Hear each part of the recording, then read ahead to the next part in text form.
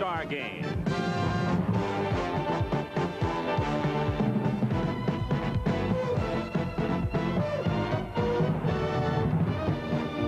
You'll see the best and the brightest as the American League takes on the National League at Olympic Stadium in Montreal.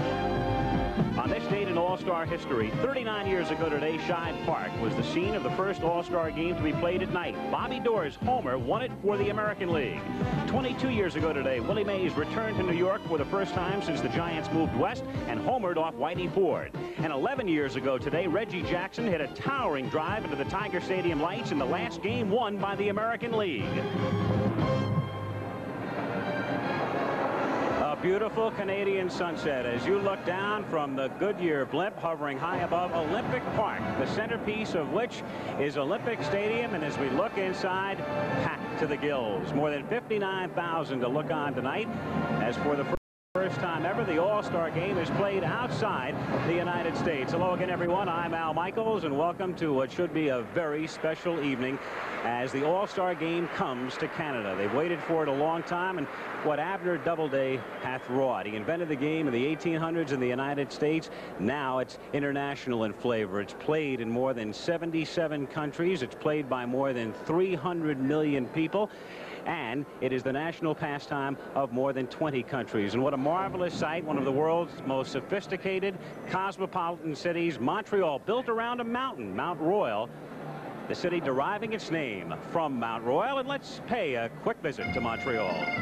Montreal is full of life, full of spirit, while simultaneously maintaining its ties to the past. Of the nearly 3 million people in the metropolitan area, about 2/3 are of French ancestry and speak the language. It's a bilingual city, and you don't have to let your imagination run wild to pretend you're in Paris or Lyon or Strasbourg when you wander the streets of the old section of Montreal. While rich in tradition, Montreal is also very much in tune with the present. The metro is clean, quick, efficient, and the modern-day architecture appropriately symbolizes this country's financial and commercial center. When it comes to sports, another symbol of the city has been the Montreal Canadiens. The names through the years have been legendary: Richard, Beliveau, and Geoffrion, Plante, and Dryden. And it got to the point where the Stanley Cup nearly established permanent residency here. In the summer of 1976, the new outdoor stadium was the focus of world attention for 2 weeks when the Olympic Games were held in Montreal. The Queen of England was here for the start. I declare open the Olympic Games of 1976, celebrating the 21st Olympiad of the modern era. Those were the Olympics of Nadia Comaneci and the American boxers, and of course Bruce Jenner, who celebrated his victory in this stadium in the decathlon in a way remembered by everyone. Baseball, too, has been an integral part of the Montreal sports scene, and this present-day park was the site of the old Delormier Stadium, home of the International League's Montreal Royals. In the 40s, they were a Brooklyn Dodger farm club, and in 46, when Branch Rickey signed Jackie Robinson, organized baseball's race barrier was finally broken. Robinson starred here that season, went on to Brooklyn the next. The city went into the major leagues in 1969, and Jarry Park, a toy-sized stadium, served as the home of the expansion Expos for 8 seasons. The Expos moved into Olympic Stadium in '77 and have had a good deal of success here. But last October, a dramatic 9th-inning homer by the Dodgers' Rick Monday kept Montreal out of the World Series for the first time ever. Disappointment that day, but exhilaration, anticipation, and excitement tonight for the All-Star Game in Montreal. Another part of Montreal tradition is a very special lady, Rachel Robinson, Jackie's widow. She's here with us tonight with Howard Cosell. Howard? Ray, it's so great to see you again. And in this marvelous city, which has such tender memories for you and for your late husband, would you capsulize in one anecdote the warmth of your feelings for Montreal? Yes, Howard. I will say that when we arrived in Montreal, and I, as a 23-year-old young woman, had to go look for an apartment and approached a neighbor on De Gaspee Street, and she opened the door and she welcomed me, greeted me warmly, told me to come in, granted me the apartment without any hint of discrimination. It was my first encounter with an atmosphere where there was no discrimination, where we were totally supported warmly, and the love that we took from Montreal really sustained us. in the more difficult days when we didn't have that kind of support. And so coming home to Montreal, to me, is coming back to really the birthplace of my belief in brotherhood. I really believe it can happen. Thank you so much. You've told it all. We're proud to have you here, and that's why so proud we all are to be back at the home of the '76 Olympics. Enjoy the game. I'll be back with a look at the method of selection of all-star teams. Racing engines run hot. STP oil treatment fights the effects of heat in racing cars. Your car runs hot, too. In everyday driving, heat weakens your oil's vital protective properties. That's motor oil breakdown. STP fights motor oil breakdown. STP strengthens your oil, putting extra lubricants and anti-wear agents to work just where they're needed. Whenever you change or add oil, get STP oil treatment and fight motor oil breakdown. You want something better, yeah, you won't take second best. You want it delicious, for you there's nothing less than Wendy's hot and juicy hamburgers, fresh off the grill. Nothing else will satisfy you like Wendy's will. That's why you're crazy kind of people. You want something better, you're Wendy's kind of people. Matter of annual controversy in connection with the All-Star game. Are the right people really selected? And of course, this year, the focus of the controversy, substitute Yankee Bucky Dent until the very final days of the balloting, leading the brilliant Robin Yount of Milwaukee. To get a variety of opinions from the players on how the team should be selected, I went to some of them, beginning with Yount, asking him if an injustice was being done. Well, I wasn't sure if it was injustice or not, because to tell you the truth, I don't know really who the game's for. If it's for the fans, then maybe they should be the ones to pick the team. But if it's for the players and the media, then you got to have a different way of picking a team. If you had your druthers, how would you have the All-Star team selected? Well, obviously, I have to say the fan balloting is outstanding because I was a top vote getter, but at the same token, I would like to see it stay with the fans, but also include the players as well as the coaches and managers, and I think in that regard, it would be a fair all the way around. I don't think there's really a way you're going to stay away from controversy, because I remember we used to do it with the players voting, but what happened in that situation is they do it like the second week of June, and the game would be played like the first or second week of July, and at that time of the season, there's a lot of players who have 180 to 200 at-bats, and if they go sour for a week and a half, they could drop 34 or 40 points in their batting average. So the game's for the fans, and I think in most cases the fans got the right starting lineups, and that's why you have the substitutes. And me, for instance, if I was voting, I'd have voted for Al Oliver this year because he's having a great year. You want to see the best players in the ball game. It's just very unfortunate that Billy Martin made a statement the other day. Everybody that deserves to play in the All-Star game just cannot go. I think it should be left with the fans. I think the fans enjoy selecting All-Stars, enjoy selecting the players. It's the only opportunity that they do have to participate in the game. Fans are the ones that pay the majority of the salaries. They come to the ballparks, and teams are successful economically as long as they continue to pay, as long as they continue to watch television. So consequently, you should leave. I feel we should leave the voting with them, and for them to try to be a little more aware of who is doing well at the time, so that ball players like Robin Yount and like Andre Thornton do not get left off the All-Star team. For the final word, ladies and gentlemen, Baseball Commissioner Bowie Kuhn, your comments, sir. Howard, Reggie, and Peter Wright, I like their answers. I think they're talking about the fans' game. This was conceived of as the fans' dream game. They should have playing who they want. If they want to pick a Pete Rose over Steve Garvey, that's their option. It's their game. They ought to have what they want. And Pete Rose is right when he says it's always been controversy. It will always be controversy. And it doesn't make a difference if the fans doing it or the managers and coaches doing it. And it's the fans' game. They ought to have the vote. That's your opinion. Now, what's going to happen? It's going to stay with the fans. Exactly so. Thank you very much, Commissioner. Commissioner Bowie Kuhn, the controversy that you've all been reading about hit head on. In just a moment, Keith Jackson will be joining you, talking with the managers, Billy Martin and Thomas Lasorda. You know you'll get the job done right. We take pride in what we do. 'cause we care about the work we do for you. Trust the Midas touch. Trust the Midas touch. 78 MGB. Where nothing but the best is ever gonna do. Trust the Midas touch. Thanks. Trust the Midas touch.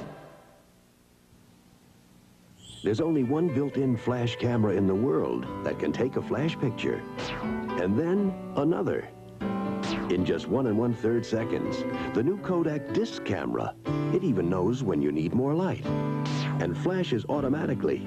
This unique film disc and the new Kodak disc camera can capture a world of flash pictures you may have been missing. Picture a brand new world.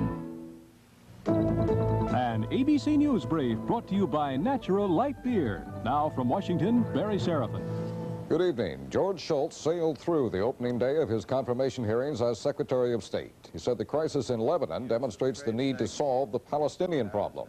Shultz also said he would strengthen ties with the Arabs while recognizing the depth and durability of America's ties with Israel. President Reagan today briefed congressional leaders on the possibility of using American troops in Lebanon.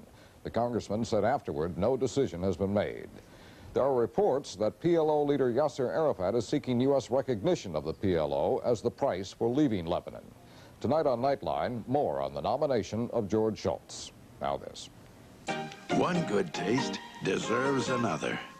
When you're good and hungry. What's more natural than natural light? That's News Brief. More news later on this ABC station. Let's amplify more on what Howard was just talking about with the commissioner. Let's talk with the two men who have taken a great deal of abuse over the last few days over the player selection process and the players chosen for this. First, Tom Lasorda, manager of the Los Angeles Dodgers, the world champions, and manager of the National League team tonight. Tom, there was a time last week I thought there might be a lynching party coming from San Diego. That's right, Keith. They were looking at us from all cities, and rightly so, because I felt that Tim Lawler and Jackie Clark and Garber and Royce and Guerrera and Bo Diaz and Matthews, they all are all-star caliber and deserve to be on the all-star team. But unfortunately, what they don't realize is that you have to have representation from every team in the league, and that constitutes the National League All-Stars. And when you pick somebody from a team, he may not be as well as another guy, so consequently you can't pick that guy, and that's what makes it so difficult. All right, Billy Martin, manager of the Oakland A's and manager of the American League All-Stars tonight. How is it that we can solve the problem? Well, I think we ought to have more players. I think they ought to raise the limit up to 35, and still you're going to get people complaining. It's a shame, but it's a numbers game, and we have to pick the players like Tommy said from each club, and you're always going to leave somebody out, and I know Tommy feels the same way I do. He don't want to do it, but whoever the manager is going to be is going to get the same things being yelled at him. No way in the world you could play 35, though, Billy. No, there's no way, but they can be on the bench, and they could be represented there. I think they'd like that. Your ball club has only one shortstop, 2 catchers, 3 first basemen. I'm a little curious as to why this particular group of players were chosen. Is it that the American League folks are getting a little testy about losing? Well, no, not really. I think we have the DH in our room. I got 2 guys on the ball club right now that are DH hitters. They don't have the DH over there, so they don't have to pick a DH player. I have to pick players that can play out there. So we have a rule now in this All-Star game that if my starting catcher gets hurt and I take him out and put Parrish in there, I can bring the other guy back out there, so I could switch catchers once he's out of the ball game. Gentlemen, good luck to you. It's an event where everybody's supposed to have a good time. Tom, good luck. Well, thank you very much, and we're completely honored to be playing against Billy and his American League All-Stars. Billy, good luck. Tommy, thank you. Thank you, Keith.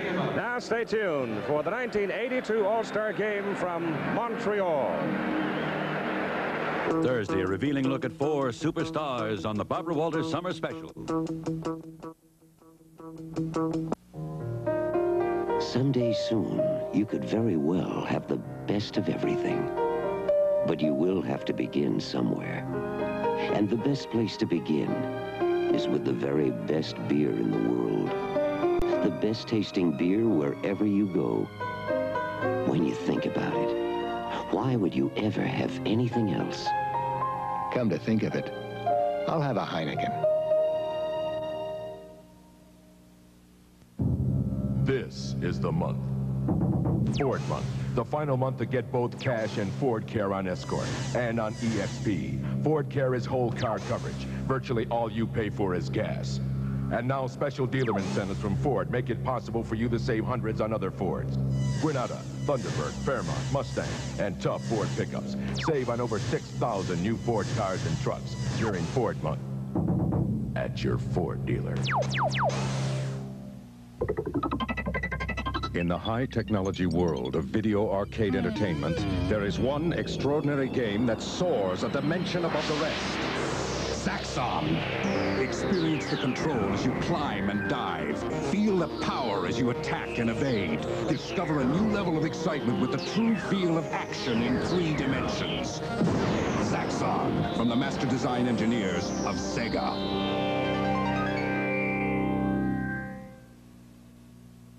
Peter Allen in person tomorrow on AM Philadelphia.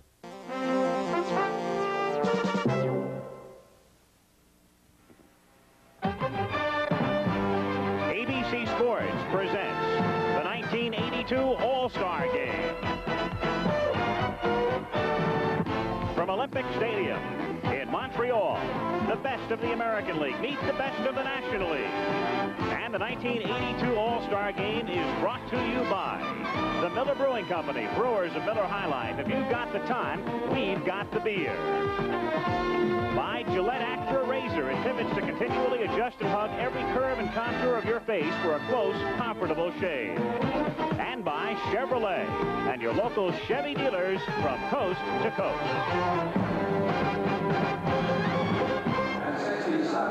And welcome back to Olympic Stadium. I'm Al Michaels, and it's on to the game itself. The National League, can they continue their dominance? They've won 10 straight. They've won 18 of the last 19. Just looking at some of the spots in their lineup, they lead off with Tim Raines, great speed. Then you've got Pete Rose, and everybody knows about Rose. Just ask Ray Fosse back in 1970, the way he plays this game. Hitting fourth, Mike Schmidt, who hit a home run to win last year's All-Star game. Then you've got the hot Gary Carter of the hometown Expos batting fifth, hit 2 home runs, and was the MVP in the All-Star game in Cleveland last year. So most people expect another National League victory. Will tonight be the American League's night? Maybe so. Let's find out what Howard Cosell has to think. Well, maybe so, Al, but let's face it, they begin with a handicap, no designated hitter rule during the All-Star game. But the people you'll be watching, a figure of controversy today, the great catcher, the vote leader for the American League, Carlton Fisk. Headlines about him in the New York newspapers today. And, of course, Buddy Bell at third base. And the irrepressible Reggie Jackson with a lot to prove to certain people. You'll be hearing from him later in the show. But on top of it all, Reggie Jackson, the man who hit the home run the last time the American League won this game, and that was as long ago as 1971. It's attitude that will count with the American League, and they believe now that that attitude is right. In the meantime, one of the memorable All-Stars of yesteryear to discuss the respective pitching staffs, Don Drysdale. Thank you very much, Howard. And of course, there have been eyebrows raised as far as the pitchers are concerned. There are 9 sitting at home tonight who have 10 or more victories on the year. There are 7 in the American League and 2 in the National League. But still, a very representative squad as far as the pitchers are concerned on both the American League and the National League teams here tonight. The starting pitcher for the National League will be a young right-hander, Steve Rogers, a record of 10-4, and he will be the first Montreal Expo ever to start in an All-Star game. He's been in a couple of others. And for the American League, it will be the fine right-hander for the Boston Red Sox, Dennis Eckersley. Eckersley with a record of 9 wins and 7 losses. There you see Dennis Eckersley getting ready to take his warm-up tosses. Right now, let's go to the public address announcer here at Olympic Stadium, Richard Moranci, and let's meet the players. Mesdames et messieurs, il est temps pour nous de vous présenter les joueurs de la partie d'étoiles 1982. Ladies and gentlemen, it's time for you to meet the All-Stars from the American and National Leagues. Tout d'abord, les réservistes de la Ligue américaine. First, the non-starters of the American League. Le receveur, the catcher, des Tigers de Detroit from Detroit Tigers, Lance Parrish.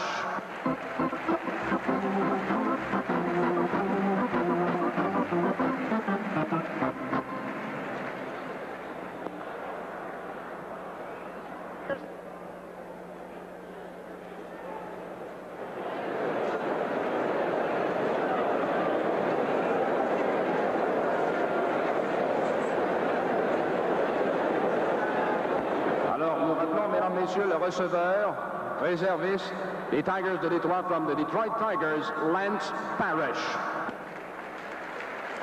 Les joueurs de champ intérieur, the infielders, des Indians Cleveland from the Cleveland Indians, Toby Harrell. Les Twins du Minnesota from Minnesota Twins, Kent Herbeck.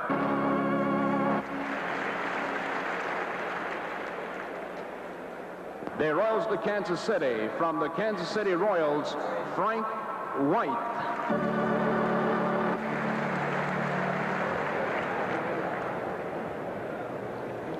The Rangers de Texas, from Texas Rangers, Buddy Bell.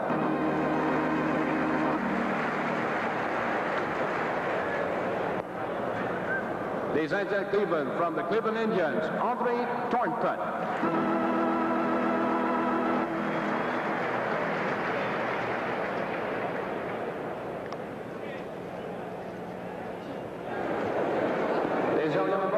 From the Baltimore Orioles, Eddie Murray.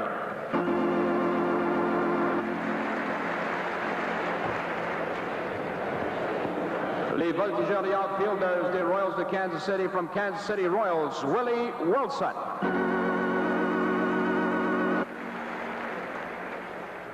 The Red Sox de Boston, from the Boston Red Sox, Carl Yastrzemski.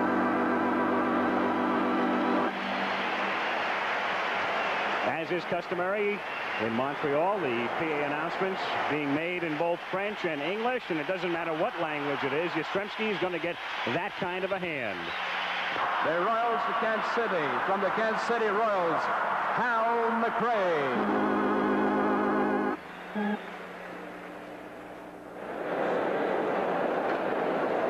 The Brewers of Milwaukee, from the Milwaukee Brewers, Ben Ogilvie. The Yankees of New York, from the New York Yankees, Dave Winfield. The Royals of Kansas City, from the Kansas City Royals, Frank White. Les lanceurs, the pitchers, the Blue Jays de Toronto, from the Toronto Blue Jays, Jim Clancy.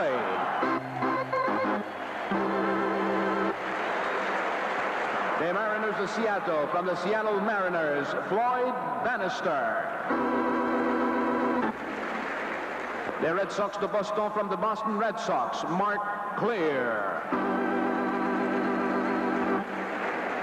The Royals of Kansas City, from Kansas City Royals, Dan Quisenberry. The Brewers de Milwaukee, from the Milwaukee Brewers, Rollie Fingers. The Yankees of New York, from the New York Yankees, Ron Guidry. The Yankees of New York, from the New York Yankees, Rich Gossage. Les instructeurs, the coaches, the Royals of Kansas City, from the Kansas City Royals, Dick Hauser. The Tigers de Detroit, from the Detroit Tigers, Sparky Anderson. The Azaz d'Oakland, from the Oakland A's, Art Fowler. The Azaz d'Oakland, from Oakland A's, Jackie Moore. Et dans l'encours pratique des Orioles de Baltimore, from the Baltimore Orioles in the bullpen, number 44, Elrod Hendricks. Les soigneurs, the trainers, the Tigers de Detroit, from Detroit Tigers, Bill Benn. The Royals of Kansas City, from the Kansas City Royals, Mickey Cub.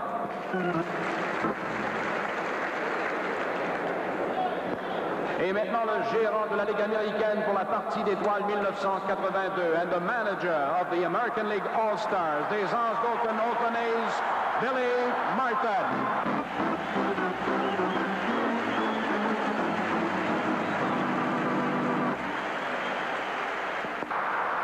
Voici maintenant, mesdames, messieurs, le rôle des frappeurs pour la Ligue américaine. And now, the starting lineup for the American League. Le premier frappeur, le voltigeur de gauche des As d'Oakland, le numéro 35. Leading off and playing left field from the Oakland A's, number 35, Ricky Henderson.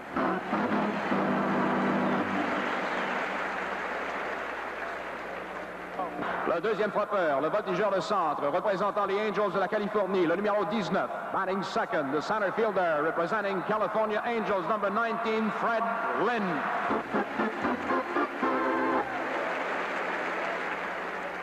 Le troisième frappeur, le troisième but des Royals de Kansas City, le numéro 5, batting third and playing third base for the Kansas City Royals, number 5, George Brett.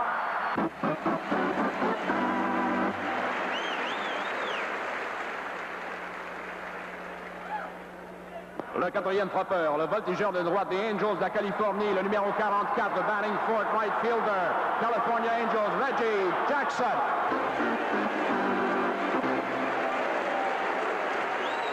Le cinquième frappeur, le premier but, représentant les Brewers de Milwaukee, le numéro 15, batting fifth and playing first base, representing Milwaukee Brewers, number 15, Cecil Cooper.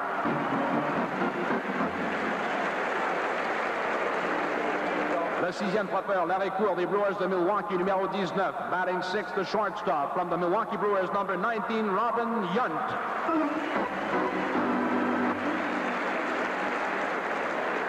Le septième frappeur, le deuxième but des Angels de la Californie, le numéro 4, batting 7 and playing second base, representing California Angels, number 4, Bobby Gretsch.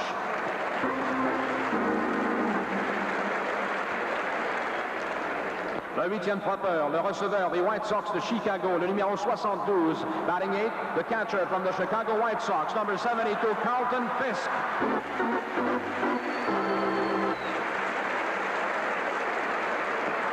Et le lanceur de la Ligue américaine se réchauffant dans l'enclos de pratique, le numéro 43, représentant les Red Sox de Boston, and pitching for the American League, warming up in the left field bullpen, representing Boston Red Sox, number 43, Dennis Eckersley. L'équipe de la Ligue américaine, mesdames, messieurs, les American All-Star Team. Et maintenant, voici les réservistes de la Ligue nationale de baseball, the non-starters of the National Baseball League All-Stars.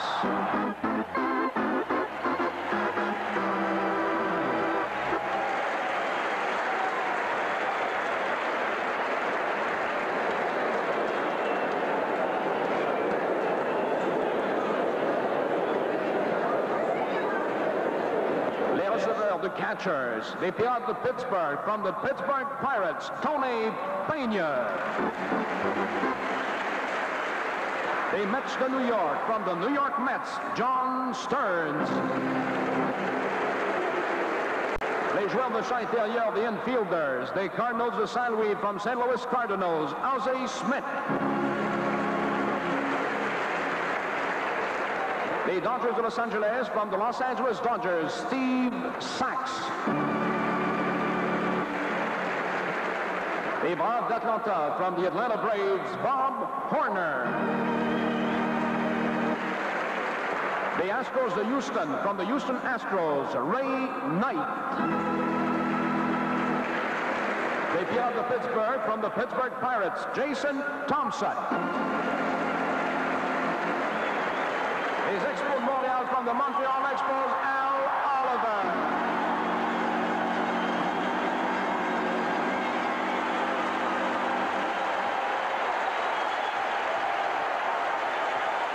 Les voltigeurs, the outfielders, the Cubs of Chicago, from the Chicago Cubs, Leon Durham. The Dodgers of Los Angeles, from the Los Angeles Dodgers, Dusty Baker. The Padres of San Diego, from the San Diego Padres, Rupert Jones. The Cardinals of St. Louis, from the St. Louis Cardinals, Lonnie Smith. Les lanceurs, the pitchers, the Phillies de Philadelphie, from the Philadelphia Phillies, Steve Carlton. The Dodgers of Los Angeles, from Los Angeles Dodgers, Fernando Valenzuela. The Grand Atlanta, from the Atlanta Braves, Phil Niekro. The Reds of Cincinnati, from the Cincinnati Reds, Mario Soto. The Giants de San Francisco, from the San Francisco Giants, Greg Minton. The Reds de Cincinnati, from the Cincinnati Reds, Tom Hume. The Dodgers de Los Angeles, from the Los Angeles Dodgers, Steve Howe. Les instructeurs, the coaches, the Reds de Cincinnati, from the Cincinnati Reds, John McNamara.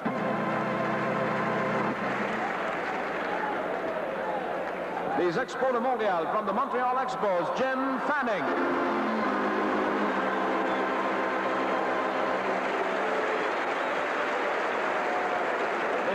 Pittsburgh, from the Pittsburgh Pirates, Chuck Tanner.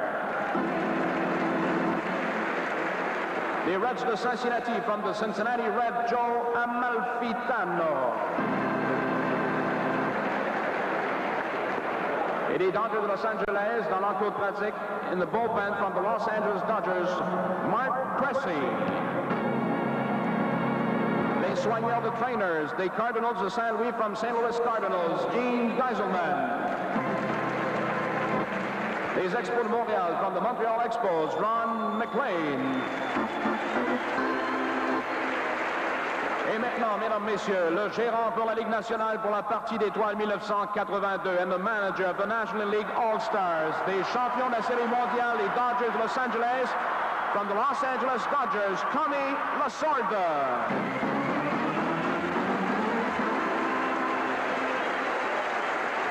Et voici maintenant, mesdames, messieurs, le rôle des frappeurs pour la Ligue nationale. And now the starting lineup for the National League. Le premier frappeur, le voltigeur de gauche des Expos, batting lead-off number 30, Tim Raines.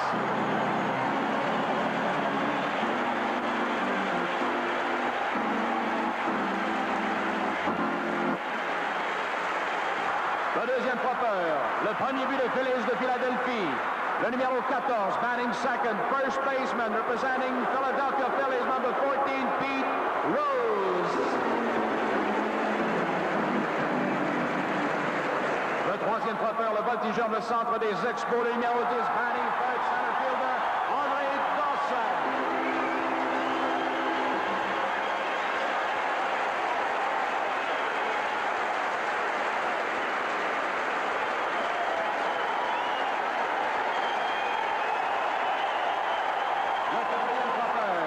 Le troisième but, représentant les Phillies de Philadelphie, le numéro 20, batting fourth, the third baseman, representing the Phillies, number 20, Mike Schmidt.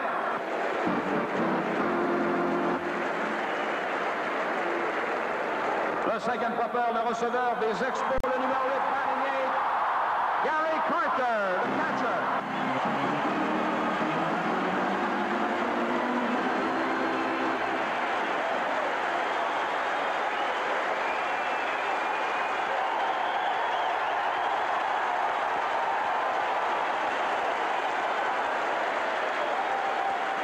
Le sixième frappeur, le voltigeur de droite représentant les Braves d'Atlanta, le numéro 3, batting sixth, the right fielder representing the Atlanta Braves, number 3, Dale Murphy.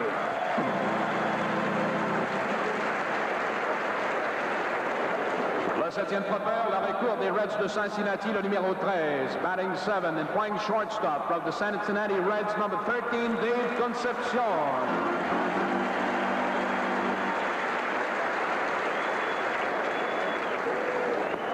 Le huitième frappeur, le deuxième but représentant les Phillies, le numéro 9, batting 8, second baseman, representing the Philadelphia Phillies, number 9, Manny Trio.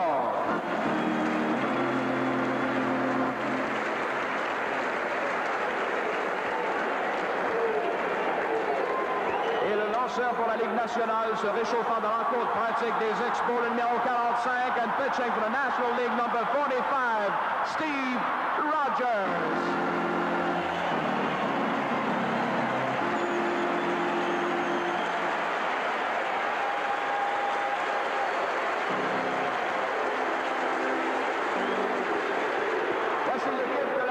nationale, mesdames, messieurs, the National All-Stars.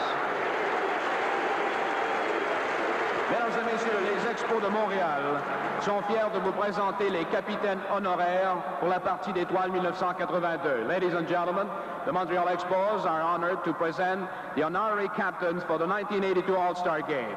Le capitaine honoraire de la Ligue américaine a participé à 15 matchs d'étoiles et 14 séries mondiales dans ses 19 saisons avec les Yankees de New York.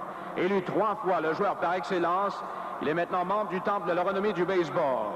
The American League honorary captain has played in 15 All-Star games and 14 World Series in 19 seasons with the New York Yankees. A 3-time most valuable player and a member of Baseball Hall of Fame. Mesdames, messieurs, ladies and gentlemen, Yogi Berra. One of the most remarkable figures in the history of baseball. The memory so filled with his accomplishments. Memories totally filled with his accomplishments. Remember the 7th game, 1956 World Series, Ebbets Field, bases loaded. Don Newcomb, the pitcher, grand slammer, on a day when Johnny Cucks 3-hitted the Dodgers, shut them out. Yes, just one of the many memories. Et maintenant, le for capitaine Larry honoraire Berra. de la Ligue nationale, and now the honorary captain for the National League. Durant ses 17 saisons comme voltigeur de la Ligue nationale, il a frappé 407 coups de circuit, a participé à 7 parties d'étoiles et 6 séries mondiales, et maintenant commentateur des parties des Expos.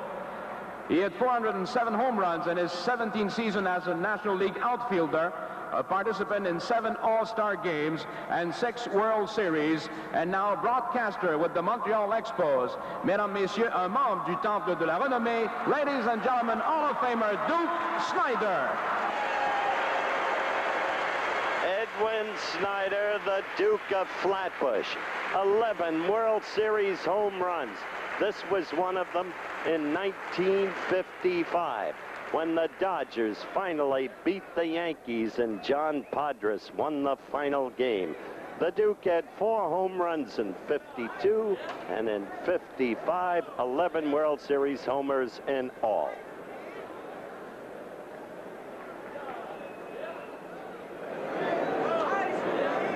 Mesdames et messieurs, pour l'interprétation des hymnes nationaux des États-Unis et du Canada, nous avons l'honneur d'avoir parmi nous ce soir le célèbre baryton international, attaché au Metropolitan Opera de New York et natif de Montréal.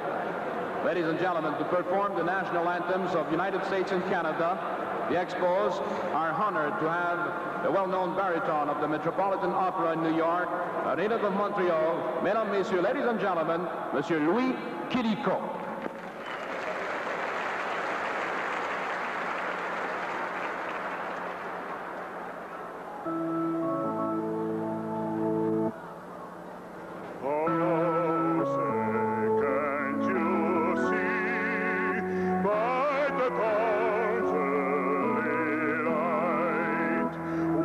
So proudly we hailed at the twilight's last gleaming, whose broad stripes and bright stars through the perilous fight o'er the ramparts we watched were so gallantly streaming. That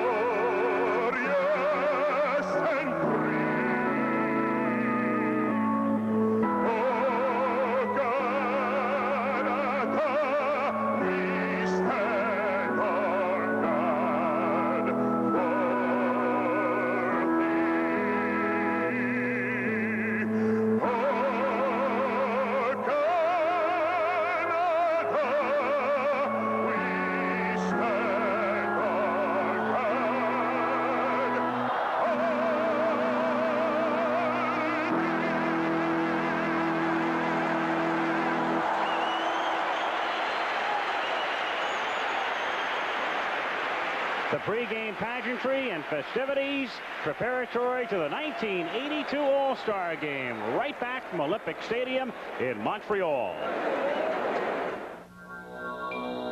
Chevrolet dedicates this Camaro, the all-new Z28, and its Shadow, to performance.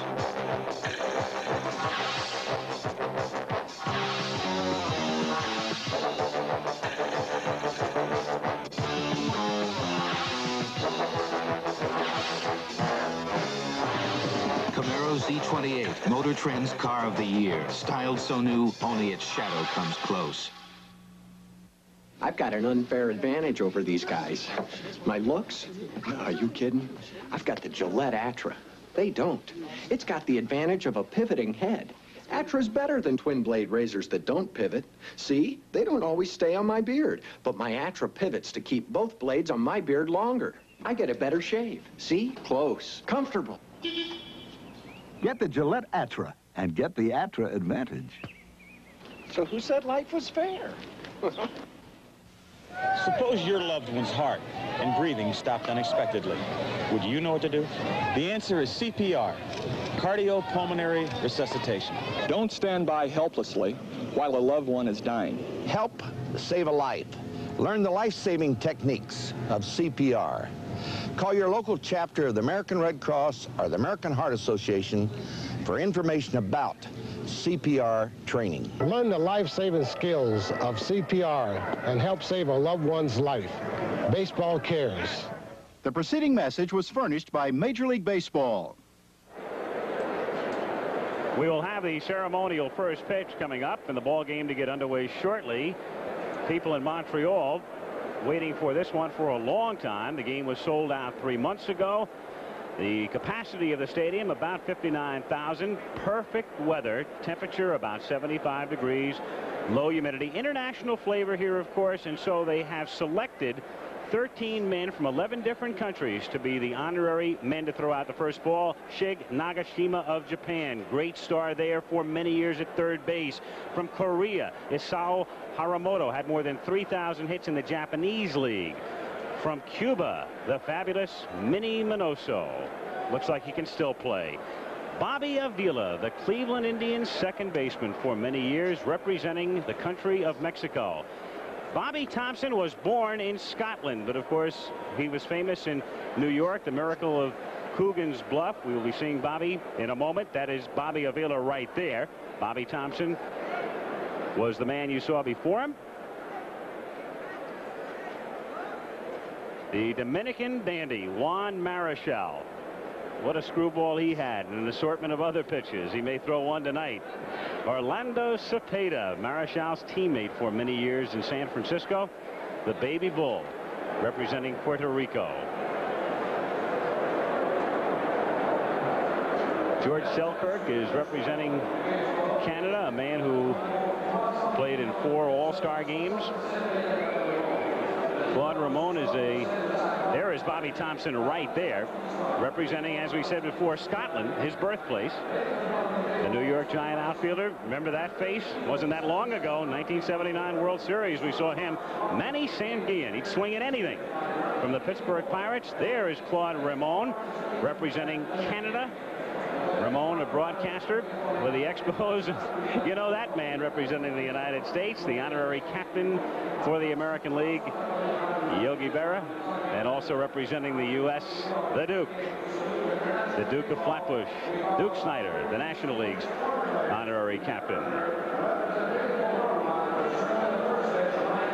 Festivities taking place here with international dignitaries having come to Montreal. First time ever that the All-Star game has been held outside of the United States. The game began back in 1933. During 4 different seasons, they played 2 All-Star games from 59 through 62. So in all, this is the 53rd edition, and simultaneously, the ceremonial first pitch.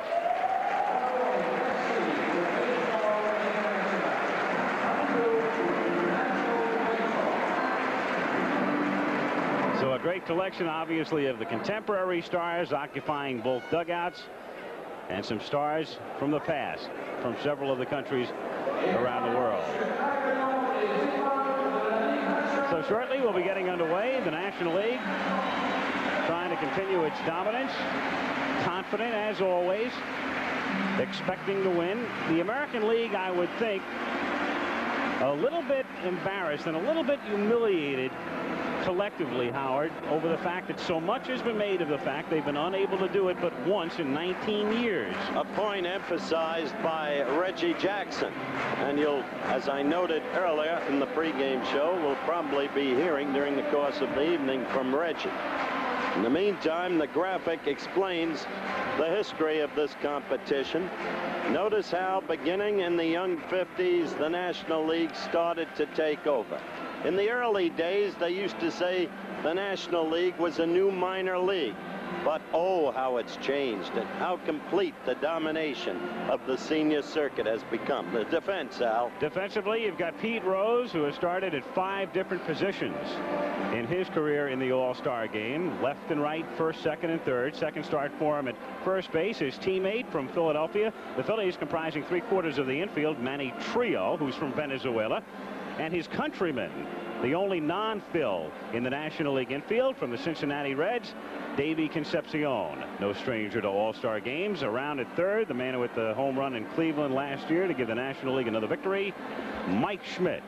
MVP in the NL in 80 and 81. The Expo, Tim Raines, who has seen a good deal of action at second base this season, is playing left field. He's back there now during the regular season, too. His teammate, Andre Dawson, got that tremendous ovation, is in center field. And around and right, the Atlanta Braves' great star, Dale Murphy, leading the majors in home runs at the All-Star break. You've got Gary Carter, recognized now as baseball's premier catcher, back of the plate. And the 4th Expo in the starting lineup, Steve Rogers, having a good season, 10-4. As you can see, he has very good control. It's been that way throughout his career, only 36 walks and 143 innings plus. So Rogers gets his first All-Star game start. And he'll get underway by facing Ricky Henderson of the Oakland A's, and Fred Lynn of the California Angels, and George Brett of the Kansas City Royals. Ricky Henderson, if he stays healthy by the middle of August or thereabouts, will break Lou Brock's record, 118 steals. And he'll do it with about 40 games to play. He's on that sort of a pace right now as we get underway, and the first pitch misses for a ball, 1-0. Well, you talked about Rogers having good control. He will have to have good control to work to Ricky Henderson because he has an excellent eye. He's already walked 81 times this year. Henderson lining it by Dave Concepcion for a base hit. So everybody in the park knows what will happen next. Billy Martin says he's going to try to run, and if he's going to try to run, there's the man to do it. He has 84 steals in 88 games. His 84 steals have come in 107 attempts. What's happened quite often is that Henderson has been picked off and then has proceeded on to second base, been thrown out there for a caught stealing.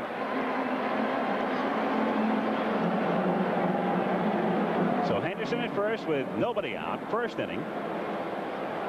Fred Lynn, who's been hitting 6th or 7th for the most part for the Angels this season, batting in the second spot tonight. Let him go. Come on.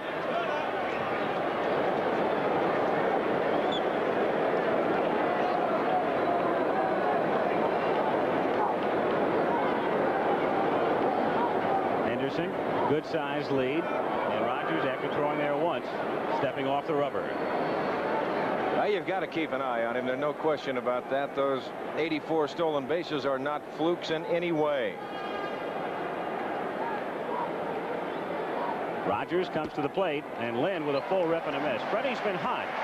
He's hit 6 home runs in his last 13 games. Pierre Trudeau, Prime Minister of Canada, who welcomed us tonight. Spent some time with him at lunch today, just prior to the commissioner's luncheon. Recounted old times, the '76 Olympics. Rabid sports fan. Rogers again meaning business. Rogers, a type of pitcher, he's really not necessarily a sinker ball pitcher. He's a pressure type pitcher as far as finger pressure is concerned with his fastball. He'll make it sail or slide. He doesn't go, and Lynn hits it high in the air to right center field. Dawson takes command, makes the catch for the out. So Henderson not on the move yet. Lynn is gone, one away, and up comes George Brett. Well, one of the reasons, although Billy Martin doesn't necessarily go by this theory when he has Ricky Henderson at first base, you've got the left-hand hitters up there, and you'd like to try and keep that hole for him to hit through on the right side if you possibly can. You got Henderson, the right-hander, followed by Lynn, Brett, and Jackson, and then Cooper. So you've got 4 coming behind him. Freddie Lynn has been hot. George Brett has not. Brett, who was up well over 300, is down now at, I say down, at 301. He's hit only 195, however, during the month of July.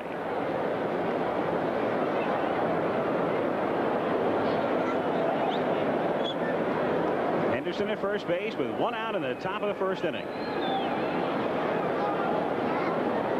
Yeah, he's thinking about you. Henderson at first. There's his mom, Bobby Henderson. Her son playing in his second All-Star game. He was a member of the team, not a starter though, in 1980. And there he goes. He gets a good jump, but Brett fouls it away. So he would have had it easily, but George was swinging, and the count is 0-1. Henderson, if he continues his pace, he would wind up with 155 steals in 162 games. You know, I think you mentioned the key right there, if he stays healthy, and that doesn't mean where he's going to get hurt and be out of the lineup, but I can remember when Maury Wills stole the 104 bases. He was bumped and bruised all over at the end of the year. He was really hurt. It's an amazing record because Cobb held the record at 96 for so long, and people said that'll never be broken, and then Wills did it, and they said it would never be broken, and Brock obliterated it. And Henderson is on his way to obliterating Brock's mark. 1-1 to count. The thing about Henderson, too, when you watch him, he is not the feet first type slider. He's the head first type slider, so he can beat himself up pretty good. He's got to have some strong hands out there.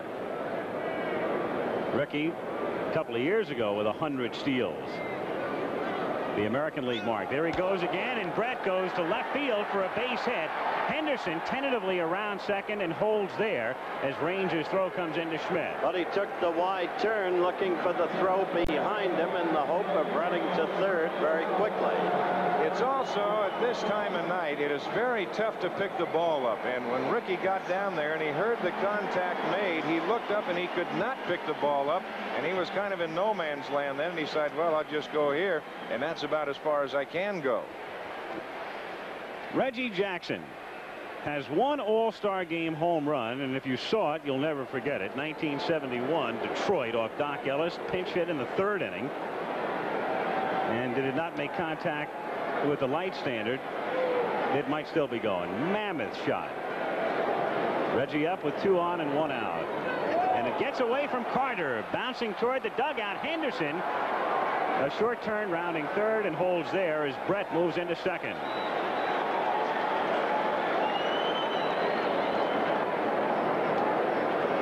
We'll take one more peek at it. Here's the pitch down in the dirt, the breaking pitch, and Carter has it, hits the side almost of the plate over there, and then kicks over on the third base side. And Carter's going to get on that ball in a hurry to keep it from rolling in the dugout. Wild pitch. It's ruled with Henderson at third, Brett now at second. The infield plays back. The count 1 ball and no strikes on Reggie Jackson. Reggie going the other way and looping it foul. That's one of the big things that Reggie's been doing lately. He will go the other way with you. He got out there at California, and I think Reggie would be the first one to tell you he was trying to do things that even Reggie Jackson can't do. All of a sudden, after a little slow start, he got his feet on the ground. He started just making good, solid contact, and he's got power to hit it out of any part of the ballpark. He's been hot. As the graphic just showed, 13 home runs in the recent days. Feeling pretty good about himself, but being very careful not to gloat. Walking a political tightrope in his mind. Jackson, after the 2-1 pitch, goes a long way the other way, curling into the corner and going foul. And just barely.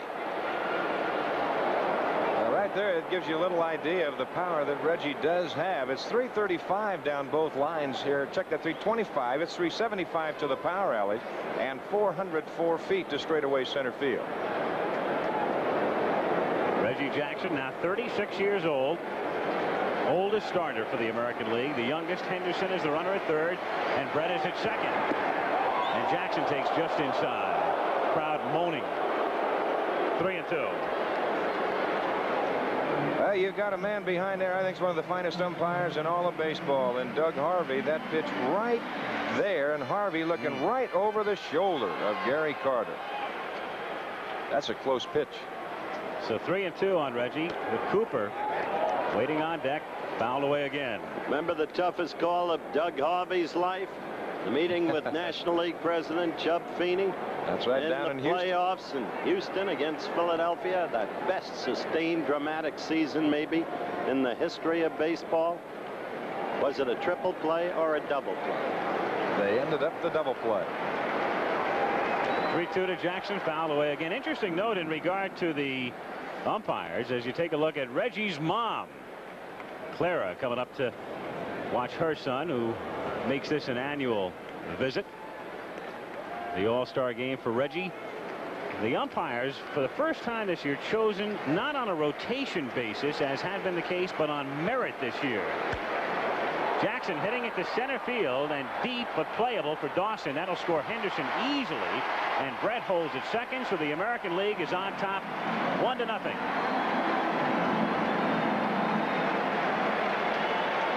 So a couple of singles, the wild pitch, the sacrifice fly, 2 down now. Cooper coming up. You've got 3 umpires from each league. Doug Harvey, the National League veteran, behind the plate. Marty Springstead at first base, American. McSherry of the National at second. McKean, who's from here in Montreal, at third base. Eddie Montague of the National League down the line and left, and Mike Riley of the American down the line and right. Coming to the plate, the man who at the moment might be the hottest hitter in baseball. Oh, the Milwaukee Brewers, they are just beating on everybody. And still very much the best kept secret in baseball, Cecil Cooper, who just does his job and does it very well year after year. Pulling it foul. In one of the remarkable trades of all time, the Brewers got Cecil Cooper basically in exchange for George Scott, who's now, remember George, the big burly right-handed hitter who's now playing in Mexico. I'll never forget, Commissioner Bowie Kuhn was needling Bud Selig, the Brewers owner. He said, how much cash did you have to give? 0-1 on Cooper. Cooper, by the way, is getting the start because Rod Carew has tendinitis of the right hand. Carew would have been the American League starter at first base, but instead it's Cooper, and Andre Thornton of Cleveland was named to the team in Carew's stead. It's Luke down the line in left field. Foul. Well, when Cecil Cooper comes back, and you mention those two names, Rod Carew and Cecil Cooper, Cecil has had long conversations with Carew and talked to him about just the art of hitting. And you're going to see a little bit of Rod Carew in that stance of Cecil Cooper. Well, since Rod has 28 different stances, there's Henry Aaron. Hammerin' Henry, the man who hit the plethora of home runs against Don Drysdale. Did you see the winder shudder as the picture came up on the screen? I know that face. I've seen it in my sleep.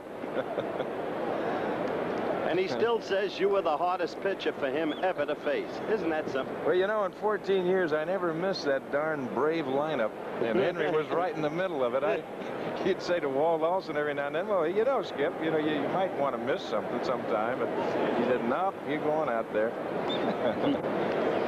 A look around spacious Olympic Stadium, Montreal. Ballpark opened for baseball in 1977. No balls, 2 strikes.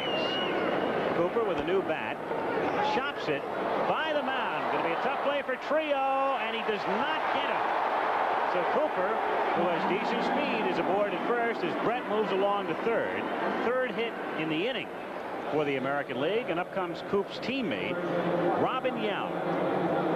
Well, Cecil Cooper has much better than average speed, and when those left-handers come out of that box and they can smell a base hit, they just have a little more acceleration. A good play by Trio, but Cooper just flat beats it, that's all. So Steve Rogers struggling in the first inning. This is the first time since 1960, when Whitey Ford did it, that a pitcher has started the All-Star game in his own home park. The year before that, in '59, it was Don Drysdale who started in Los Angeles. A game better forgotten from the Drysdale point of view. No matter. I would rather remember the first one in '59 and skip the second one. That's where they played too. But the last man to win in his own home park was Johnny Vandermeer in '38, the year he pitched the consecutive no-hitters. 1-1 the count. There's a graphic illustrating just that. Got to go back 22 years to Whitey Ford. Rogers, one of 4 Expos in the starting lineup tonight. 1-1 on Robin Yount, who takes inside. 2-1 the count. Robin Yount having a great season, not only defensively at shortstop, average-wise, hitting .327, but power. He's homered 15 times this season, including one into the upper deck in right field in Chicago last week. 2-2 the count. So Rogers even 2-2. Yount, and it wouldn't figure for a shortstop, but he leads the American League in slugging percentage and in total bases.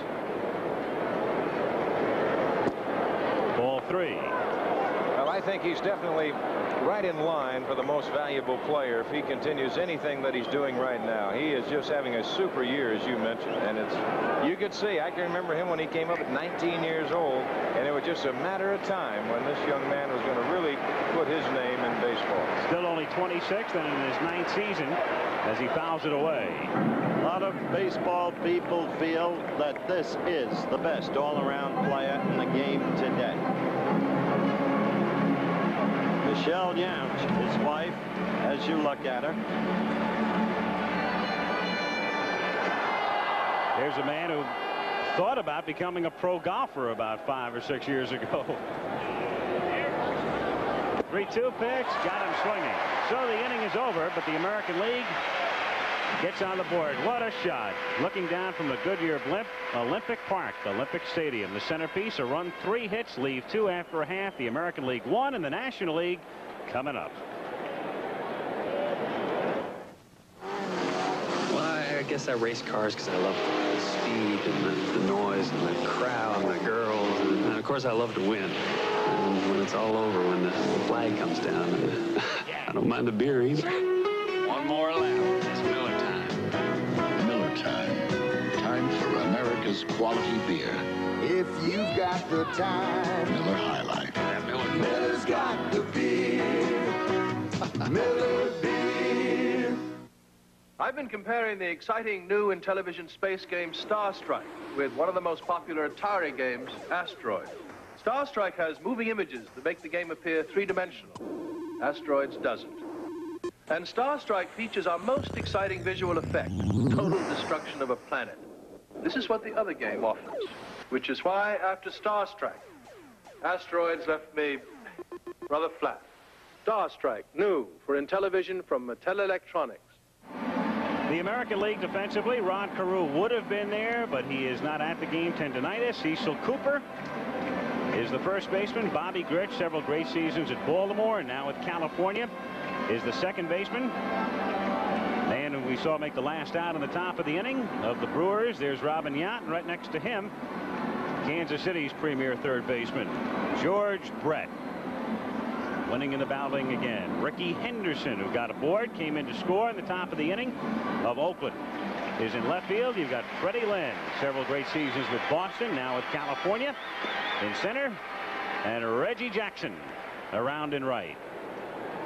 Back of the plate, number 72 of the Chicago White Sox, Carlton Fisk. And on the mound for the American League, Dennis Eckersley of the Boston Red Sox. He, like Rogers, exceptional control with just 23 walks halfway through the season. So Eckersley with 9 victories, getting the start. Interesting in the selection of pitchers for the American League that they would bypass 7 pitchers with 10 or more wins this season. Well, that's very true. And when you look at the last performance of each of the American League staff, of all their pitchers, they have a combination of a record of 0-6 and an earned run average of 10.8. But, of course, that was their last time out. This is a whole new ball game, an all-star game, and you know that adrenaline's flowing out there. Tim Raines of Montreal with great speed started the season and played his rookie season last year and left. And they wanted to get a youngster by the name of Terry Francona into the lineup every day, so they put Raines at second. And Francona got hurt, and so Tim was very happy about going out to left field again. That's where he's playing currently.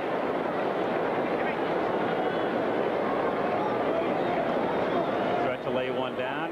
Brett in shallow at third. 1-1 the count. Tommy Lasorda, he was a great minor league star here in Montreal. He was an obscure major league pitcher, but he was big stuff here. And with Sparky Anderson on the left, Billy Martin managing the American League. An interesting story in itself because of what happened last season. 2-1 the count. Sparky perhaps positioning players in that shot. We saw Anderson motioning. Sparky for many years, of course, the manager of the Cincinnati Reds, and has a little better knowledge than Martin would of what National League hitters are likely to do. 3-1. Martin getting the nod because Bob Lemon had managed the Yankees into the World Series last year after Gene Michael had been fired, and then Lem was fired. So for a change, Martin replaces Lemon by virtue of the fact that Billy won the American League West last year. Raines hitting it foul. Granted. Virginia misses Raines. Yes, indeed. One of the things about Tim, he's got 39 stolen bases this year, but he came out of spring training hurting, and he got off to a slow start as far as the stolen base department is concerned, because he can steal bases on you too. He's got excellent speed, but he's healthy now. And Eckersley strikes him out. One gone in the first inning. Raines is gone, and here is Pete Rose, who plays the same way during the regular season, the All-Star game, post, you name it. In March, in Bradenton, he played the same way. Pete's numbers for the season is averaged a little bit below what it would normally be. Here's Carlton. Steve Carlton will be the next National League pitcher. Tommy Lasorda hopeful that Rogers could go 3, and then we see Carlton. Rose lining it to left field, but right at Ricky Henderson. 2 up and 2 down at the bottom of the first inning. And a big ovation upcoming as Andre Dawson makes his way to the plate. One of the many stars of a Montreal team that seems to be supercharged with personnel, but is not producing on the ball field in the pennant race the way expected. Andy Dawson, prior to last Monday night, he did not even swing a bat or do anything 6 days prior. He was hurt. He was not in the lineup, and they've got to have this big guy in the lineup if they're going to do anything. Now Doug Harvey pointing out at something and calling time, second straightaway center field, moving a person around out there. Eckersley working on Dawson, starts him with a strike, and the count is 0-1. Eckersley, you see, he'll drop from the side. You really have to like Denny because he comes right at you. He does not fool around. He doesn't have a lot of finesse out there. He'll just bear down and come and get you a fastball and a good curveball. Pop to shallow right field. Here comes Reggie, and that's that. So a 1-2-3 inning for Eckersley. At the end of 1, the American League leading the National League 1-0. Great all-star moments are something all ball players remember the rest of their lives. Hall of Famer Stan Musial remembers his winning home run in 1955. Back in 1955 at the All-Star game in Milwaukee, in the 12th inning, I was coming up to the plate, and I told Leo DeRocher I'm about ready to hit one for him, and he said, "You owe me one," and sure enough, I got a high fastball, and I hit it out of the ballpark, and I kind of enjoyed that. Who is America's leader in radials? Goodyear. We outsell all foreign radials combined. And here's one reason why. The Goodyear Eagle GT.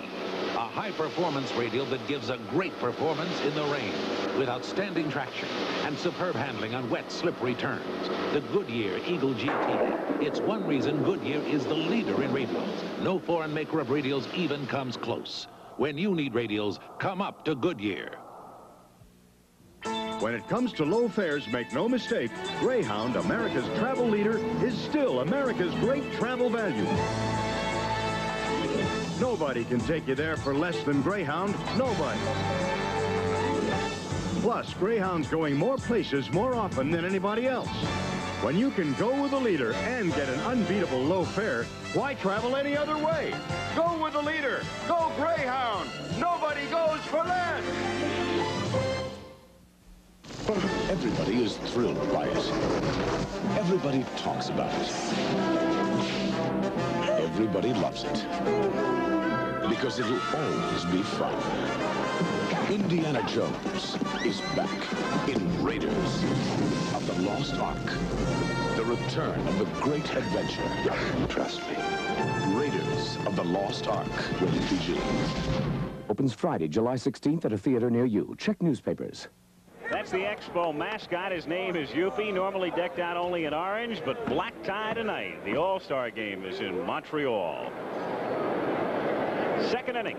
American League leading 1-0. Bottom of the order, Bobby Grich, Carlton Fisk, and Dennis Eckersley.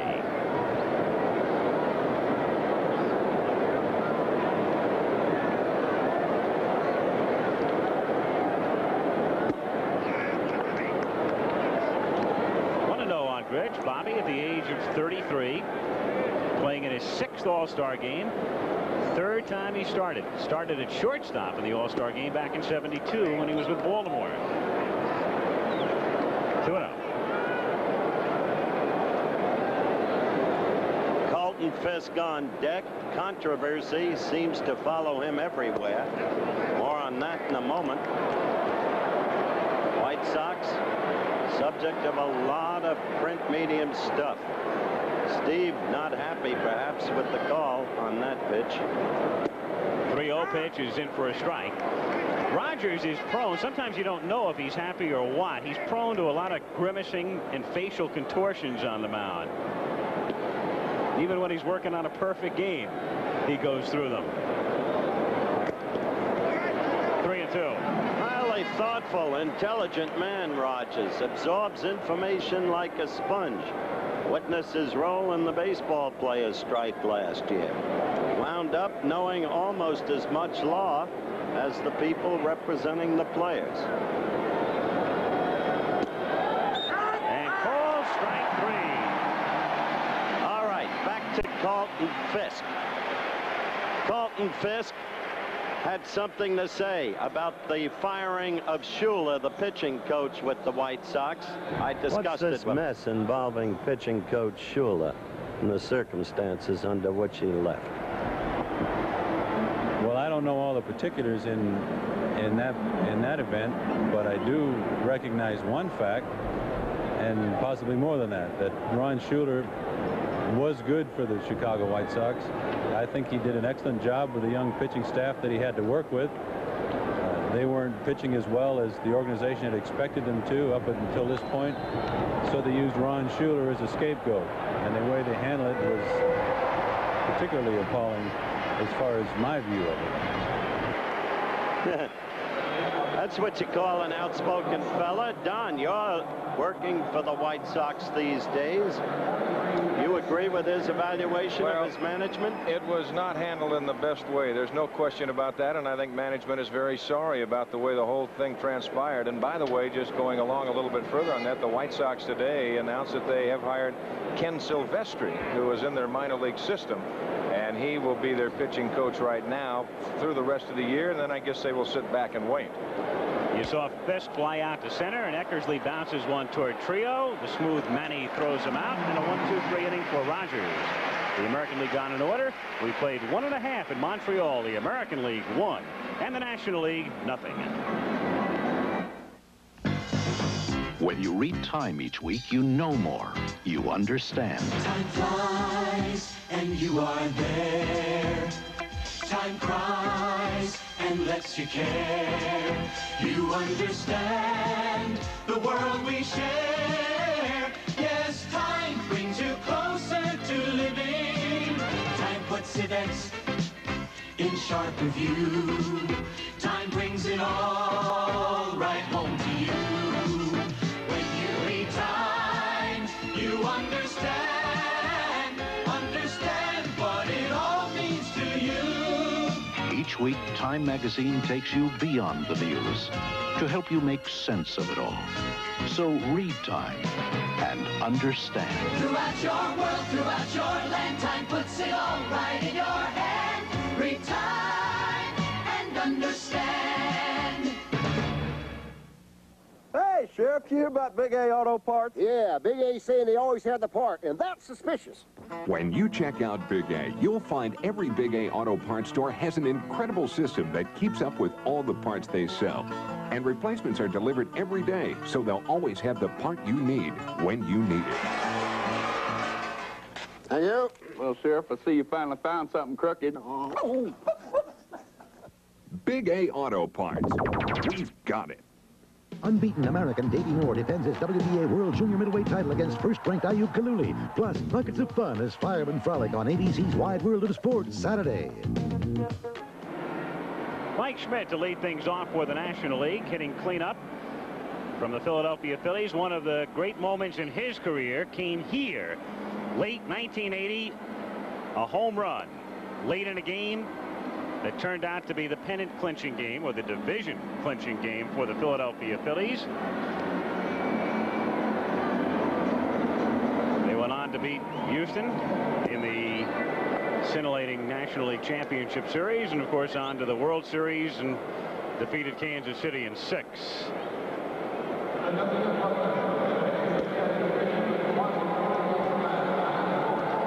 Mike Schmidt, who normally hits 4th in the Philadelphia order. It's interesting, the National League lineup, the way it is tonight, the first 5 guys are hitting in the same spots in which they normally hit. Raines leads off for Montreal. Rose normally bats 2nd for Philadelphia. Dawson normally hits 3rd for Montreal. Schmidt 4th for Philadelphia. And Gary Carter on deck, normally the 5th place hitter for the Expos. Mike has been bothered by a slight muscle pull in his hamstring. It's conceivable that he'll come out of the game after this one at bat. Now, we talked about the pitchers they've left off. Unbelievable, isn't it? All of those men are not on the American League All-Star team. All of them. 0-2. You realize Vukovich of Milwaukee in his last 32 decisions has won 25 times. Only Valenzuela has won more games in that span. He's not on the team. Well, Tommy Lasorda said he's going to sit down and write all the players that he thought should be here, just write him a letter of apology. But I think both managers stated it very well, that you can only take so many, and somebody's going to get left off, and there's always going to be some feelings hurt. Not only leaving off the 7 biggest winners, but they've left off the top 6 fellas in terms of ERA this year. As Schmidt pops it up in foul ground. Fisk flipping the mask away, makes the catch. I love to watch Carlton Fisk play. I love to hear him explain. After he told me the management's behavior was appalling, I said, "You looking to move again? Maybe you want to go back to Boston." He said, "No, I've had enough moving, but I got to say what I think." His opposite number, Gary Carter, leading vote getter this season. For years, they used to talk about, well, someday Carter is going to be the premier catcher. He'll be better than Bench.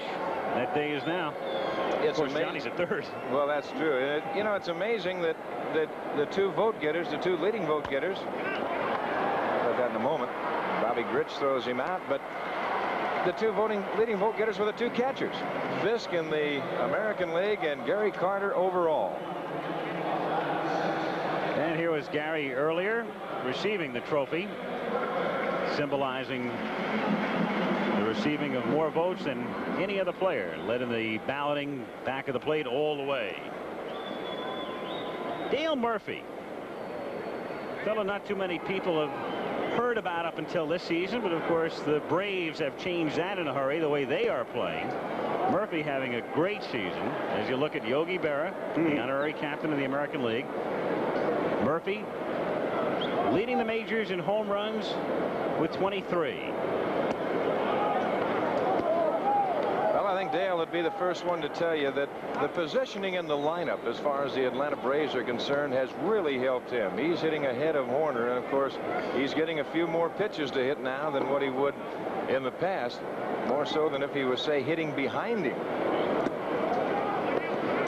3-0 the count. And another thing there, you look at the National League home run leaders, Murphy on top, Kingman, Carter, Horner, Thompson, and Clark, and you can see Horner right there with 18, so that's a pretty good 1-2 punch they have down in Atlanta. But another big thing that helped him when they took the catcher's gear away from him.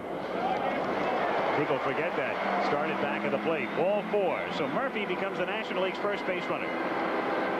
Dale at first base with 2 down in the second inning. The American League on top 1-0. And Dave Concepcion coming up. Davey hitting .293 this year with a home run and 34 runs batted in, and one of the few bright spots in a dismal season for Cincinnati. A season that Reds fans haven't experienced, I don't know, since Doubleday was around, I suppose. It seems that long. Well, they've lost a lot of RBIs over there. Concepcion wrapping it foul, off to the right. 0-1 the count. You're right about the lost RBIs, but that's a little deceptive. It was time for Cincinnati to rebuild, but they were counting on 2 of the elder statesmen, Seaver and Bench, and it's their failure to come through that's caused the dismal nature of their current record. Some of the youngsters are doing pretty well there, and Dreesen's having an excellent year. Well, somewhere along the line, you got to draw the line. You got to say we have to try and then start rebuilding a little bit. See what we have in the minor leagues. Interesting that on a team that's always been offensively dominated, they put 2 pitchers on the National League staff, and Mario Soto and Tom Hume.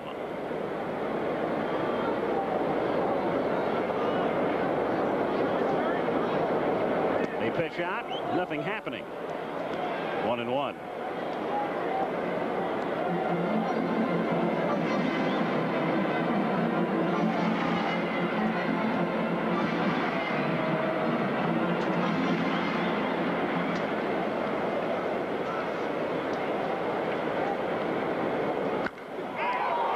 To deep left field and into the corner and out of here. Dave Concepcion hitting it right down the line, just fair and gone. Well, they got a pitch up in his wheelhouse, and he really turned on it, and that ball got out of here in a hurry.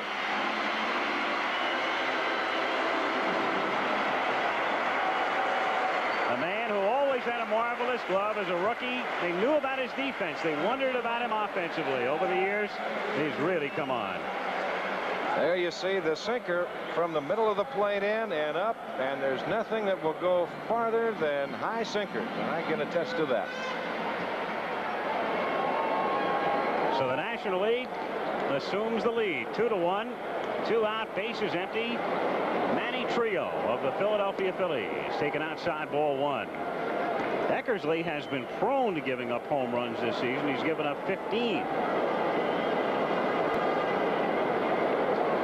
Interestingly, Concepcion had only 1 regular season home run coming in tonight. 2-0 the count.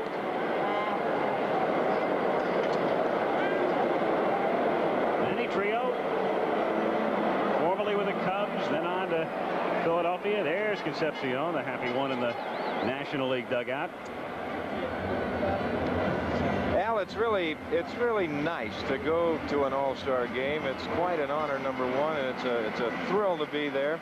And it's amazing how you can get in that clubhouse in the course of one day, and all of a sudden, after you're fighting each other tooth and nail at the first half of the season and again at the second half, that one day you can get together as one. After a visit from Billy Martin, Trio fouls it away. 2-1. Trio, interestingly, this season, he's made just one error. The first time he touched the ball this year, opening day against the Mets, he was charged with an error. None since. Grounded to short. Robin Yount. Over to Cooper, and that's that. In the second inning, 2 runs, 1 hit, the homer by Concepcion. Nobody left on. We've played 2 at Olympic Stadium. National League 2, American League 1. In today's offices, managers and professionals are expected to earn their salaries with tools that haven't changed much since the 1800s, like the ballpoint pen, the pencil and eraser, and the typewriter. No wonder productivity is behind the times. But Xerox can help with flexible information systems that simplify word and data processing and print and distribute information at record speeds, which can put you a century ahead of where you were yesterday. Looks like a great day. What are you going to do? Play tennis. Get a new swing set. Anyone want to compare insurance policies? Wait, Allstate could make it worthwhile. And very easy. Just drop off your policies at Allstate the next time you're in Sears. And we're going to do everything to see if Allstate can give you a better value. Oh, got good news for you. You do? He does. Already?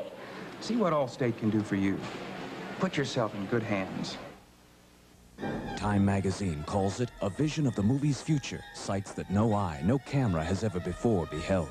UPI finds it utterly new, vividly exciting, a trip and a half. Newsweek describes it as somewhere you've never been, a brave new world set inside a computer. No movie has ever looked like this before. Omni calls it an imaginative, spectacular film.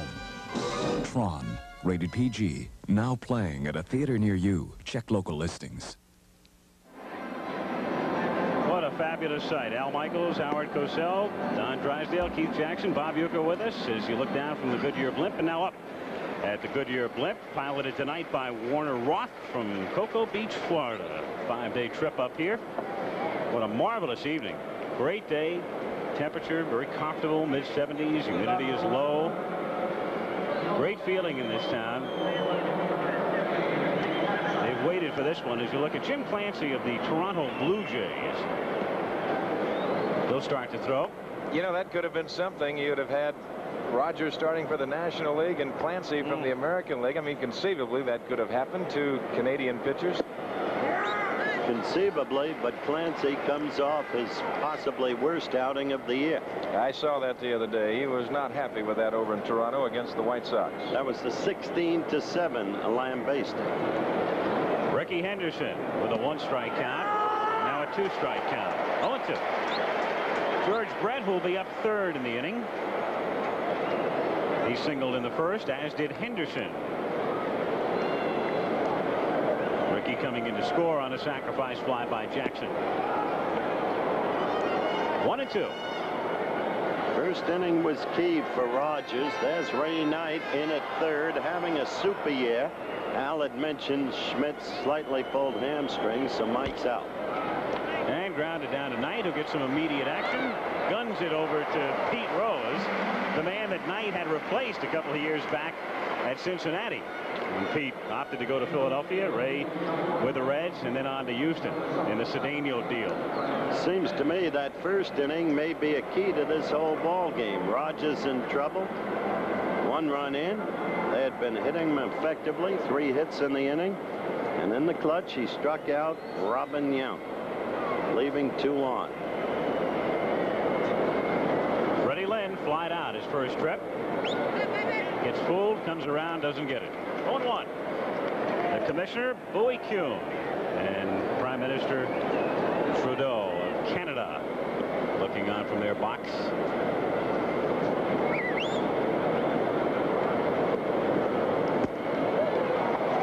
Quickly 0-2. Rogers has got that very easy motion, and he certainly has a much better than average fastball, which has got to add to his advantage. And I said before, he's the type of pitcher, he uses finger pressures on that fastball. Look out. That got away. But he'll have it sail one way, then he'll put a little pressure on another finger and have it tail the other way. And he's got the curveball and the slider. Been very, very consistent through the years. 2 to Lynn. As a change, grounded sharply, but Rose is right there. He'll do it himself. And that's 6 straight. Set down by Rogers. Dee Lynn watching her husband now, who's 0 for 2.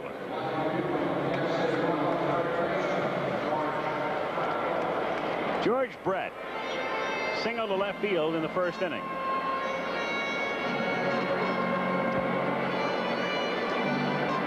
National League 2, American League 1. National League winners of 10 straight, 18 of the last 19. And on top here. Just an incredible, mystifying statistic. You're talking about the .214 average of Brett. A lot of times, though, you get out there, Howard, and you run across those National League pitchers that go out there, and they don't make a lot of mistakes if they're right that particular night, and that can make it awfully tough. Looking in from right field, that Brett, who uses the whole field.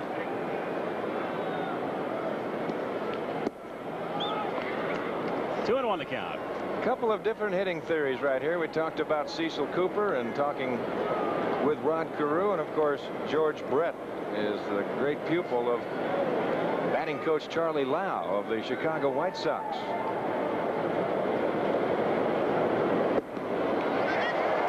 Two and 2 to count. Still, Georgie has had a cold bat, as you've said. There's Reg on deck. And there's a fella sitting on the bench who leads the major leagues in base hits with 107. His name is Hara, Toby Hara. 2 and 2 the count. Well, you know, Hara's going to see some action. There's no question about that. But Billy Martin has to be a little concerned as you see Fernando Valenzuela. But the thing about Yount, the shortstop, he's got a little slight leg pull, and Billy's a little bit concerned about him, how he's going to weather the storm out here tonight. So he's got to use Hara. It's short if indeed Brett can't make it. Bouncing ball, Trio can only wave at it as it goes on out into center field, and so Brett is 2 for 2, and it's the 4th hit for the American League, all singles. I should say if Yount can't make it, so it's just going to be, there's 3 guys that are a little ouchy. Mike Schmidt has come out, Leon Durham of the Chicago Cubs, and of course the man we just talked about, Robin Yount. Poor Durham, you had to feel sorry for him in the pregame introductions. Flew up with him the other day, excited, as you might suspect, to be in an all-star game, and then you have to be introduced after Al Oliver. So the crowd's going insane and nobody hears you.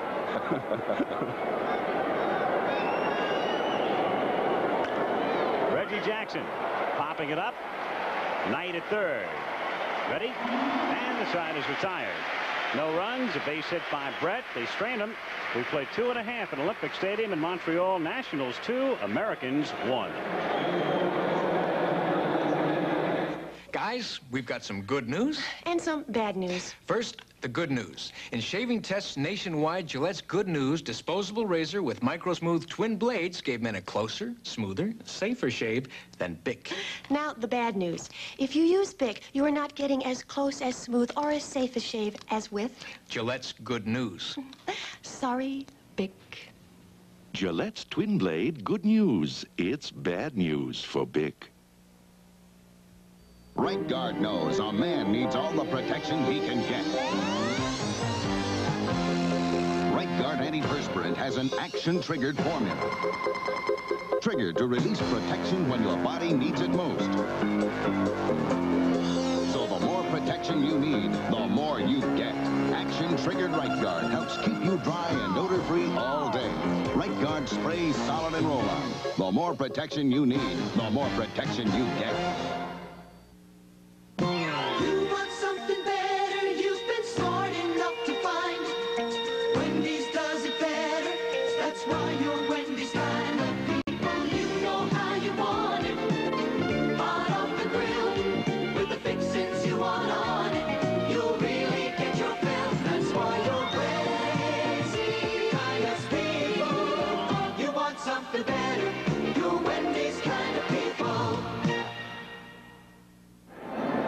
Of the third inning coming up at the All-Star game. Let's go downstairs to Bob Uecker with Mike Schmidt. Ueck? All right, Al, thank you very much. Mike, early season injuries have plagued you, and tonight, a bit of a hamstring problem? Yeah, I'm out of shape a little bit, I guess, Bobby. I'm doing my best to get back in shape and have a healthy second half, which starts Thursday, and I owe it to my teammates and my team to be able to play hard on Thursday. Mike, you voiced some opinion about being voted into the All-Star game. Your honest opinion, do you think you should have been voted? Well, I think the fans are voting for the guys they want to see start the ball game. If the criterion for voting is to vote for the guy with the best statistics, obviously I don't have the best, and I'm out of the game now, and the two guys with better statistics than me, the fans are going to see in the rest of the game. Would you have voted for yourself? No, probably, because I'm the type of guy that I've been in this position when P. Rose used to play third base. I always used to have to sit and watch him play 4 or 5 innings, and I had the best statistics. So they'll get their chance. Ray Knight and Bob Horner will play a good ball game, I guarantee you. Al, I never had that problem. Back to you. I know it. Very well aware of that fact, Buke. Bottom of the third inning, and Rupert Jones of the San Diego Padres pinch hits for Steve Rogers, who is finished under All-Star rules. Starting pitcher can work 3 innings. Rogers finished there, and Rupert Jones leads off by hitting one to deep right center field. Reggie Jackson going back, and it's off the wall, and Reggie has a long run to play the carom. Jones with good speed coming toward third. They will stop him there. Right there, look at Rupert Jones and look at Dennis Eckersley, but really Rupert Jones. Part of the story, one of the biggest stories in baseball this year. That's Dennis Eckersley's wife, obviously. She's not too happy about the trend of events.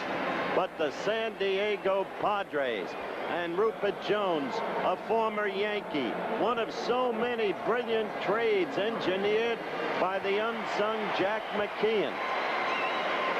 The Padres within 2 games of the Atlanta Braves at the All-Star break. And who would have picked that at the start of the season? Who would have talked about Jones and Tim Lawler and all of the other players they have gotten? Before this season is over, McKeon may become one of the dominant figures in all of baseball. Well, not only that, Dick Williams has done a great job with him. They know the style and the brand of baseball that Dick Williams expects, and he's getting it. Tim Raines, the batter, takes a strike. Raines struck out in the first inning, so Jones at third. The American League infield up at first and third, and halfway at short and second.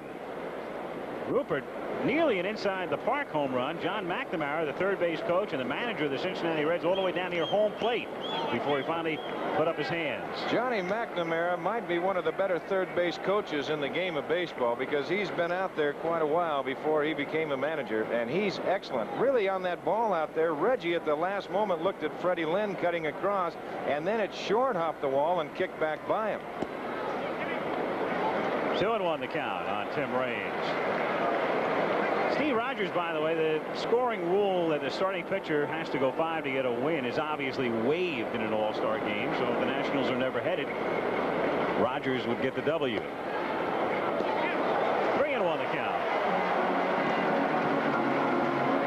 National League leading 2-1 on the strength of a home run by Dave Concepcion. Jones at third and nobody out. Bottom of the third inning, 3-1 on Raines.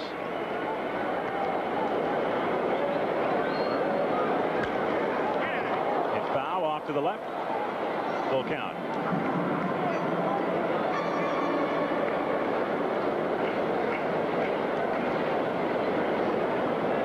Two hits for the Nationals tonight. The homer by Concepcion and the triple here by Jones. Well, you can see on that last shot where Robin Yount and Bobby Grich are playing. Of course, you can play back a little bit further on the artificial surface. That ball's going to get to you much quicker. It's outside for ball 4. Second walk given up by Eckersley. Runners at first and third with nobody out. And Pete Rose, who fly to left in the first inning, coming up. Remember, coming into this game, Eckersley had only walked 23 on the season. Al emphasized his great control. But now, the All-Star game, and the National League seeking to assume early command. Infield looking for a double play. They'd give up a run if they're able to turn it. Raines threat to go at first base.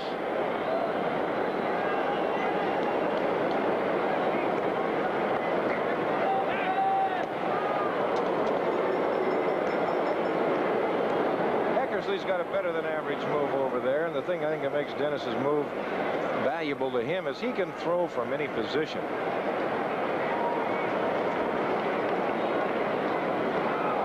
Raines not going, and the pitch misses. 1-0. Raines at first base.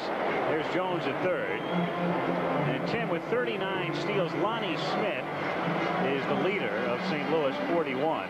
Omar Moreno of Pittsburgh and Raines are next at 39. But of course, they all pale in comparison to Henderson with 84.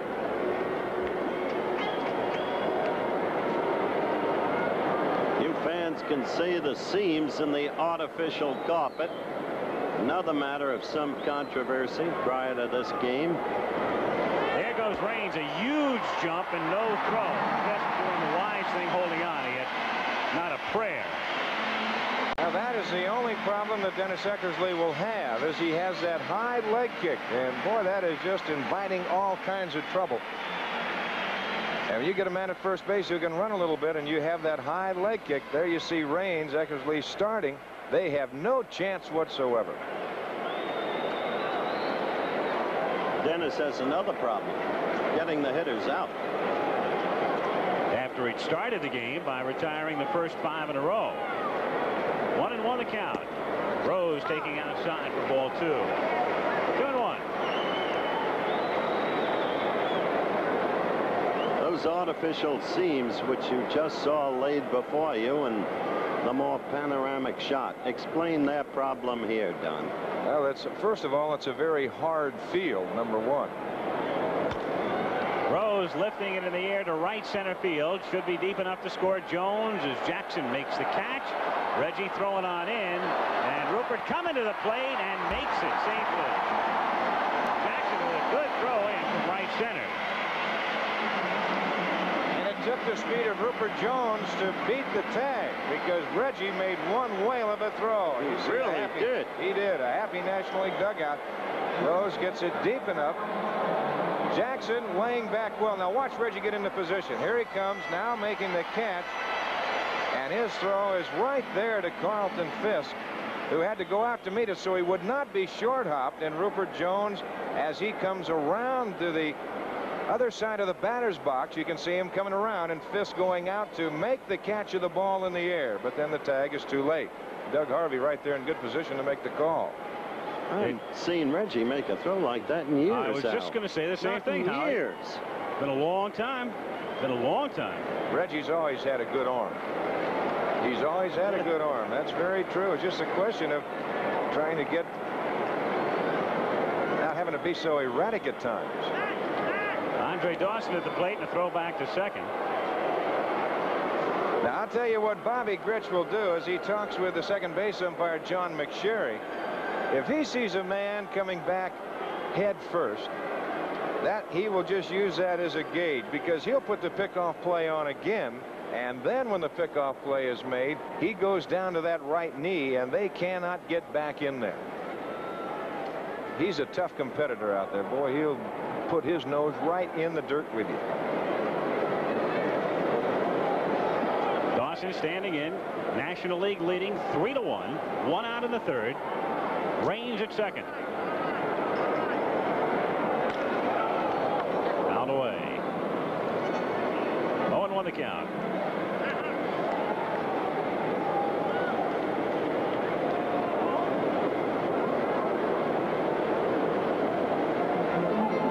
The American League got on top in the first. 2 singles and a sacrifice fly by Jackson, but a home run by Concepcion with a man on in the second. And a triple by Jones and a sacrifice fly by Rose here in the third. 3-1 National League. 0-2. Eckersley ought to be in as good a shape to start this game as anybody. He pitched last Friday, went 9 innings. He lost that ball game by a score of 4-1. As a matter of fact, all 4 of the starters on the American League club lost their last outing. Eckersley and Bannister pitched Friday, Guidry Saturday, and Clancy on Sunday. To the plate 0-2 and a check swing foul over by the commissioner's box. Bowie just sort of waving a hand at that one as it went by. Sort of like Howard in the booth, Don. Howard's safe here because we're too far from home plate. He doesn't have to worry about the foul balls here. And Butch Hobson's not up. Yeah, right, at Fenway. There's another little check swing bouncer down to Gritch at second base. They get him at first for the out, and on the play, Tim Raines advances 90 feet. Raines now at third with 2 gone in the third inning. And up comes Ray Knight, hitting for the first time. Schmidt coming out of the game after he went 0 for 1.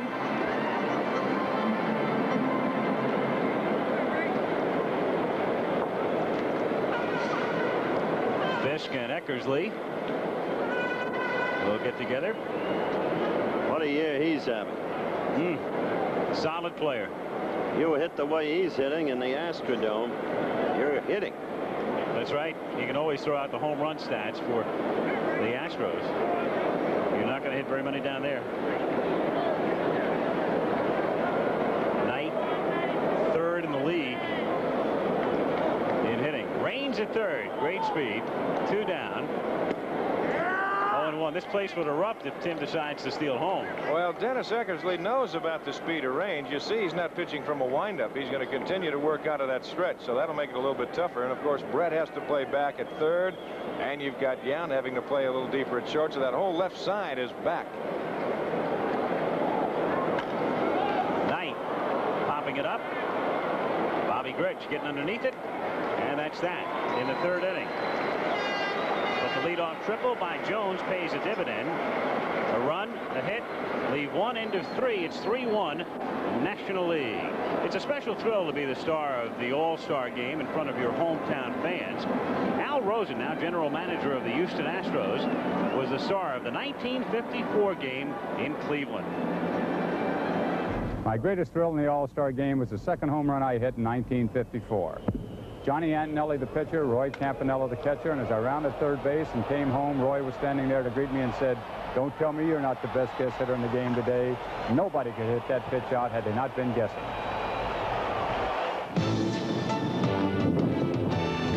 There's a hungry kind of feeling, and every day it grows. You know there's so much more to you than anybody knows. In the Army, we do more before 9 a.m. than most people do all day. Hey, First Sergeant. Good morning.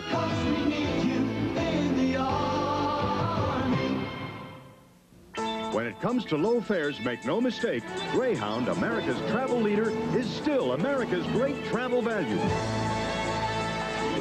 Nobody can take you there for less than Greyhound. Nobody. Plus, Greyhound's going more places more often than anybody else. When you can go with a leader and get an unbeatable low fare, why travel any other way? Go with the leader. Go Greyhound. Nobody goes for less. You don't have to put up with hotel excuses like the maid, the TV man, or the plumber is gone for the day. Because Holiday Inn gives you this no excuses guarantee. Everything in your room will be right, or we'll make it right. No excuses. Or that night, you stay free. You don't get this guarantee from any other hotel chain. Not one.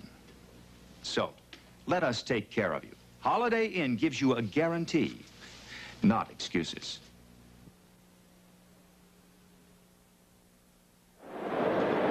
Okay, a couple of changes now for the National League. Dusty Baker of the Los Angeles Dodgers replaces Tim Raines in left field, and the new pitcher is Steve Carlton of the Philadelphia Phillies. And for those of you scoring, Baker will bat 9th, and with Raines coming out, Carlton will bat in the leadoff spot for the National League. So lefty, as he's known in Philly, coming on here in the 4th inning after Rogers had limited the American League to 1 run through 3. Cecil Cooper at the plate, base hit in the 1st inning. 1-0 the count.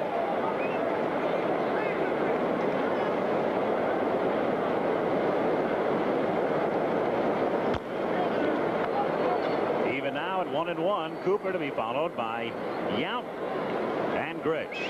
Well, you think of the start that Steve Carlton had this year and what his record is right now. He's really been pitching some good baseball. His record as of today, 11-7.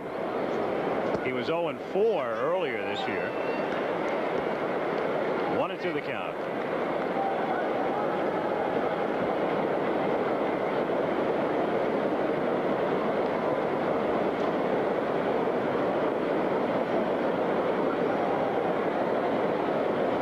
2 to Cooper.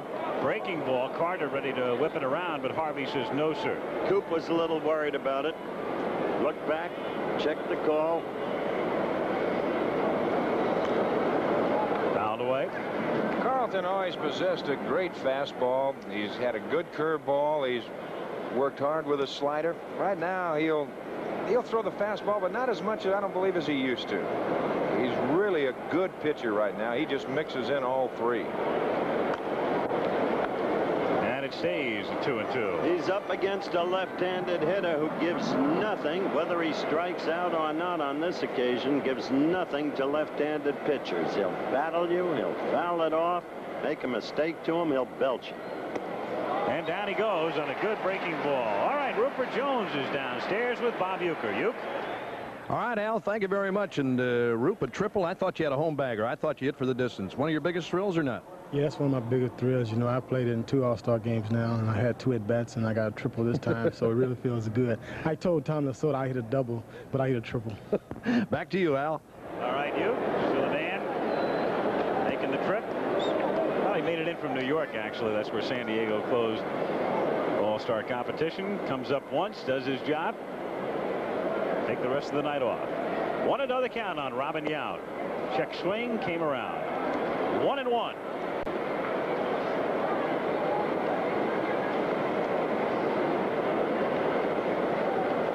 Yount struck out in the first inning. Grounded foul. Of course, Milwaukee just starting to come into prominence last couple of years. It's one of the smaller major league markets, and Howard was talking about Cooper. I agree with you. I think Cooper is probably as good an all-around player as there is going today, and a fellow like Yount, and yet not that well known yet. Fouled away. Well, we just had Al Rosen on with his 2 home runs. As you look at angular David Winfield of the Yankees, his 2 home runs in the '54 All-Star game. He and Bud Selig, the Brewer owner, were with me today, and another ball. And they were both saying, why don't we have a split season this year? Milwaukee's in first place by 2 percentage points over Boston. And, of course, Rosen would like Houston to start the season over. You just saw Raleigh fingers, of course. Key man out of the Brewer pen. 3-2 the count.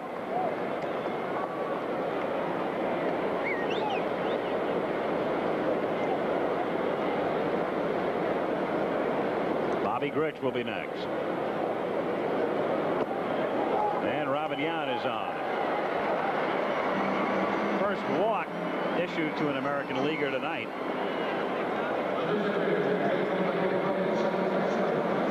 Bobby Grich coming up. Don has talked to you about Bobby Grich, whom he knows so very well from when Don was the voice of the California Angels. And you talked about what a digger he is, what hustle, what a competitor. One of the great things about this kid is his power to the opposite field. Oh, he's got a lot of power to the opposite field. You get a fastball up over the plate, he'll just ride it right out of here. 1-0 the count on Grich.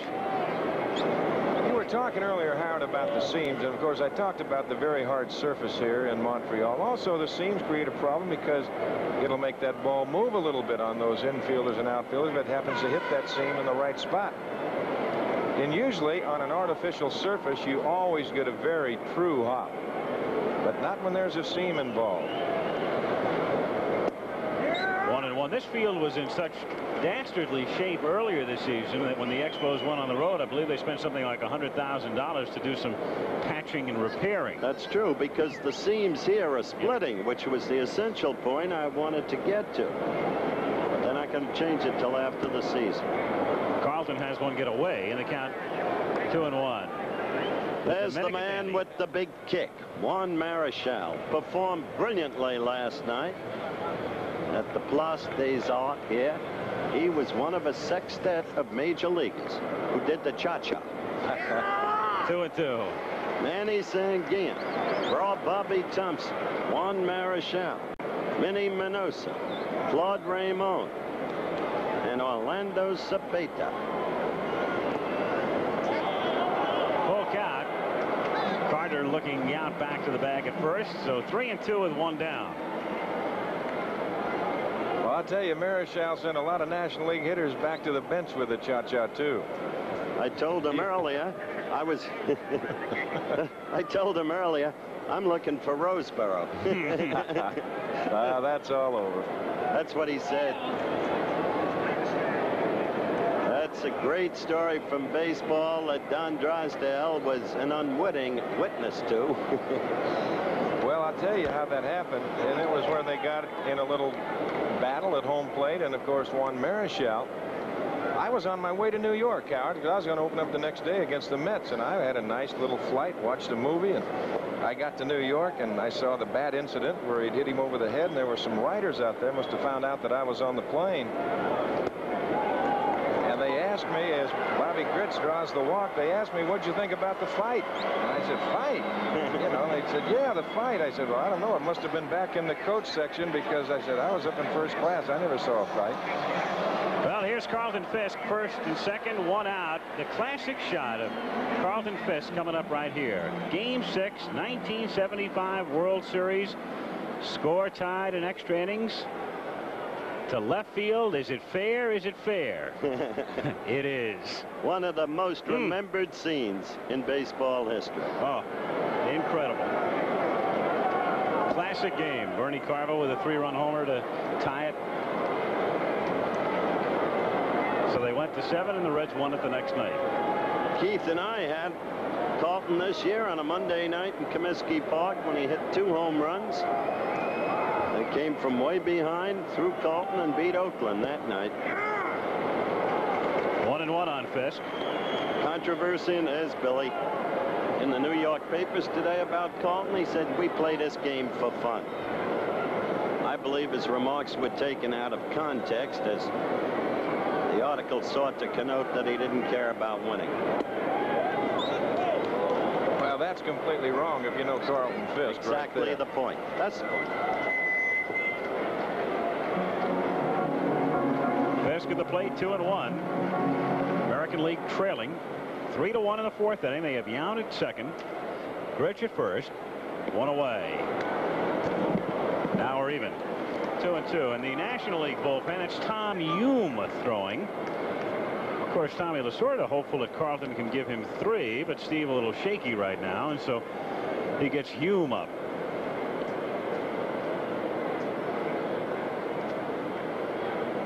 Two pitch upcoming. Got it. So 2 down, both on strikeouts. And this program being brought to you is an exclusive presentation of ABC Sports. Let's pause 5 seconds to allow our local stations to identify themselves.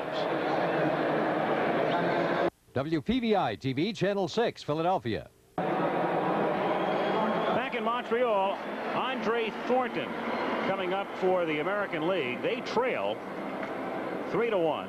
Tying run at first base, 2 down, 4th inning. Thornton, a late addition.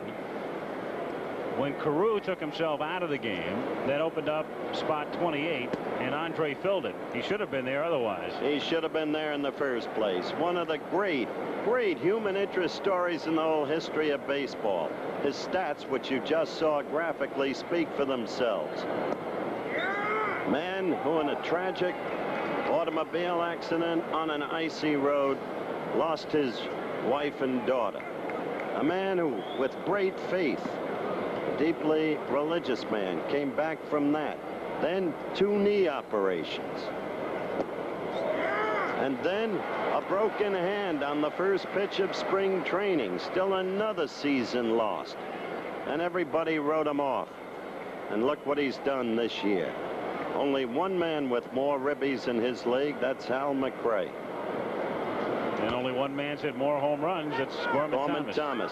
Grounded to third. It's a foul ball. Foul ball is the call. Very close. Ray Knight trying to coax it fair, make it look like he's able to make the play on the bag. Well, Ray was trying to block that third base umpire if he could, but that call is for the home plate umpire, and Doug Harvey right there. And he said, no, you don't, Raymond. No. Let's look at it. Both umpires called it foul, but Don's right. It's the home plate umpire's call until the ball gets to third base. There you take another look at it, and indeed it was the correct call. Yes, it was. But he play acted it well. Trotted right on in. Count now 1 ball, 2 strikes with 2 out in the 4th inning.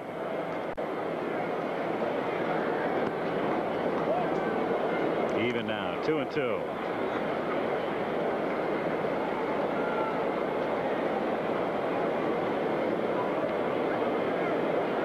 Carlton's 2-2 pitch swung on and missed, and so Steve walks 2 but strikes out 3, and at the end of 3.5, still National League 3, American League 1. In just a jiffy, I can help make your GM car run cleaner, run longer, and save gasoline. How, Mr. Goodrich? Well, maybe it's time for a new set of genuine GM filters to clean the oil, to clean the gasoline, to clean the 10,000 gallons of air your engine mixes with every gallon of gas. Tall order. And there's still time to check your wipers. Keep that great GM feeling. That was fast, Mr. Goodrich. With genuine GM parts. My American friends introduced me to my favorite beer, light beer from Miller. Now I'm introducing them to my favorite food. With nachos, the best thing about light is it tastes great. Not bad. With enchiladas, the best thing is it's got 1/3 less calories than the regular beer. With burritos, the best thing is it's less filling. Carlos, what's this? And with jalapeno peppers, the best thing about light is it's cold. Light beer from Miller. Everything you always wanted in a beer, and less. The plane, Firefox, the most devastating killing machine ever built. The man, Mitchell Gant, U.S. fighter pilot. Gant, can you fly that plane? Yeah, I can fly it. I'm the best there is. The mission, steal Firefox. See Clint Eastwood in one of the most important films in a decade. Firefox, rated PG. Now playing at a theater near you. Aye, Scotland's plaid carpet has rolled out for the oldest of golf tournaments, the prestigious British Open, live this weekend on ABC. Gary Carter, earlier we saw Sam Shell of Gillette, the company that conducted the All-Star balloting, giving Gary his trophy. Top vote getter. Think back last year, Cleveland, right after the strike was over. They started with the All-Star game, and off Ken Forsch of the Angels, he hit this one in the 5th inning, and then he duplicated the feat with Ron Davis, then of the Yankees, on the mound. 2 home runs last year at Municipal Stadium, and the All-Star game MVP, Gary Carter of the Expos. The Winfield Foundation in evidence here in Montreal. Dave buying some seats. Willie Wilson comes into the game now in center field out of Kansas City. Bill hits second. Freddie Lynn is out of the game. And Jim Clancy of the Toronto Blue Jays. 500 pitcher this season, 3.56 ERA. On to work. So Gary Carter to lead off. Murphy and Concepcion to follow. 3-1 National League, bottom of the 4th inning. 1-0.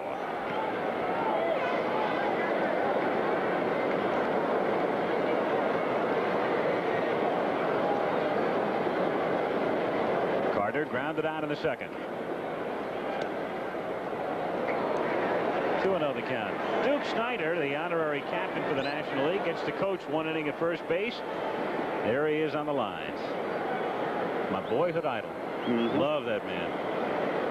His wife Beverly's in town with him. Grounded to short. Yaup to Cooper. 1 away. Downstairs, let's check in with Bob Uecker and Steve Rogers. All right, Al, thank you very much. And Steve Rogers, a good performance tonight. You left with the lead. What about the Expos this year, Steve? Well, I tell you what, we've been a little inconsistent the first half, but we know we've got a heck of a lot more talent than the way we've played. And what about this is an ice pack, folks? Well, I tell you what, this is believed in and has had results by the Montreal Expos, and so we ice down after every time we throw. Steve, nice going tonight. Al, back to you. All right, Uke. Dale Murphy is the batter for the National League with 1 out, bases empty in the bottom of the 4th inning. Murphy walked, and he was aboard when Concepcion homered in the 2nd. You know, I think what's one of the big parts and one of the fun parts about the All-Star game, and a fan that ever thinking about coming to any All-Star game, if you get a ticket, get there early and watch batting practice. Boy, they put on quite a show. This young man right here can put on a show for you. As a matter of fact, yesterday they took batting practice on an off day for all the clubs, of course, during the All-Star break. 28,000 people showed up. That's right. They had an open workout for both clubs, and they had a good crowd here. 2-2. That should become traditional, no matter where the All-Star game is held. Floyd Bannister of Seattle. What a marvelous year for the Mariners thus far, loosening up for the American League. Crazy races right now. National League West looks like it's upside down. Seattle's in the thick of things in the American West. Foul back. Nancy Murphy and the younger Murphys enjoying the All-Star game in Montreal. Their man leading the majors in home runs.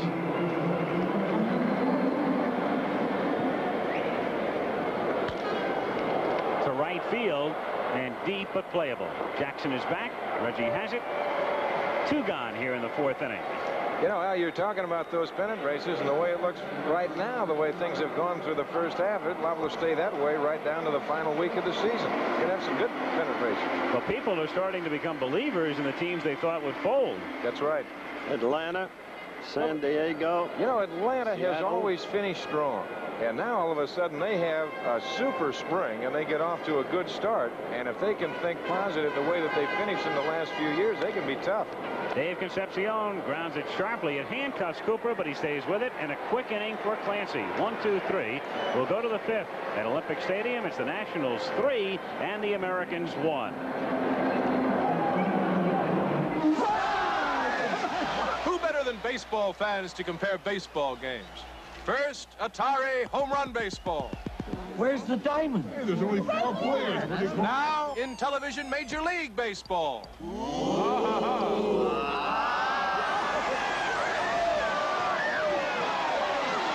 What'd you think? He was out by a mile. Out by a mile. In television baseball, I think it's the closest thing to the real thing. Once you put motor oil in a can, you can't see it, you can't feel it, you can't watch it work. So how do you know how good it is? At Quaker State, we put it in writing. We back up our quality with a lifetime guarantee. How do you know how good Quaker State is? We guarantee every new car engine against oil-related failure for as long as you own your car. We put it in writing. We're working to keep your car staying on the road. How do you know how good Quaker State is? We put it in writing. No one else does. 45 innings. It's almost breakfast time and still no score in this marathon. Lucas, there's a McDonald's across the street. Can't you just taste the hot egg McMuffin now, Lucas? I can taste it, Coach. Can't you smell the hot cakes? And sausage, sir? And sausage, Lucas.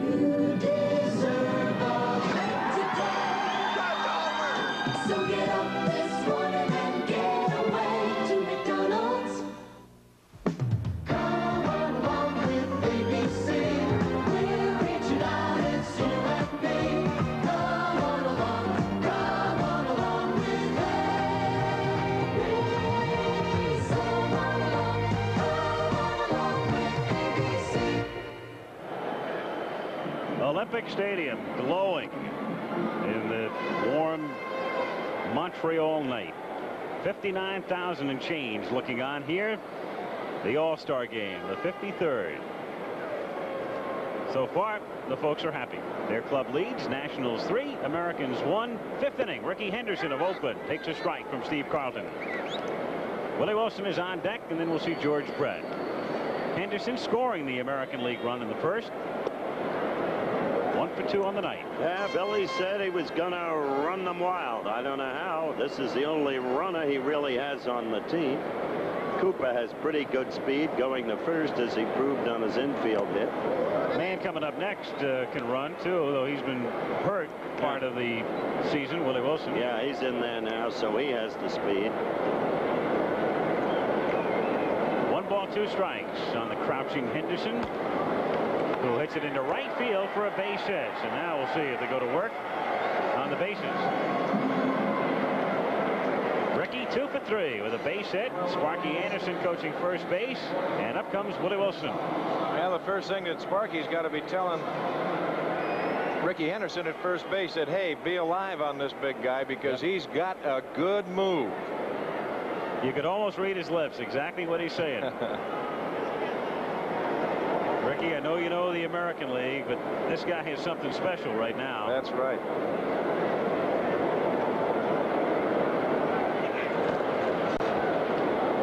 Gave him his B+ move there.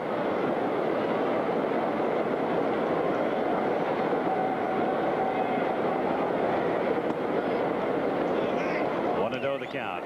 You think they don't have a little part of a relay team going right now? Henderson at first and Wilson at the plate.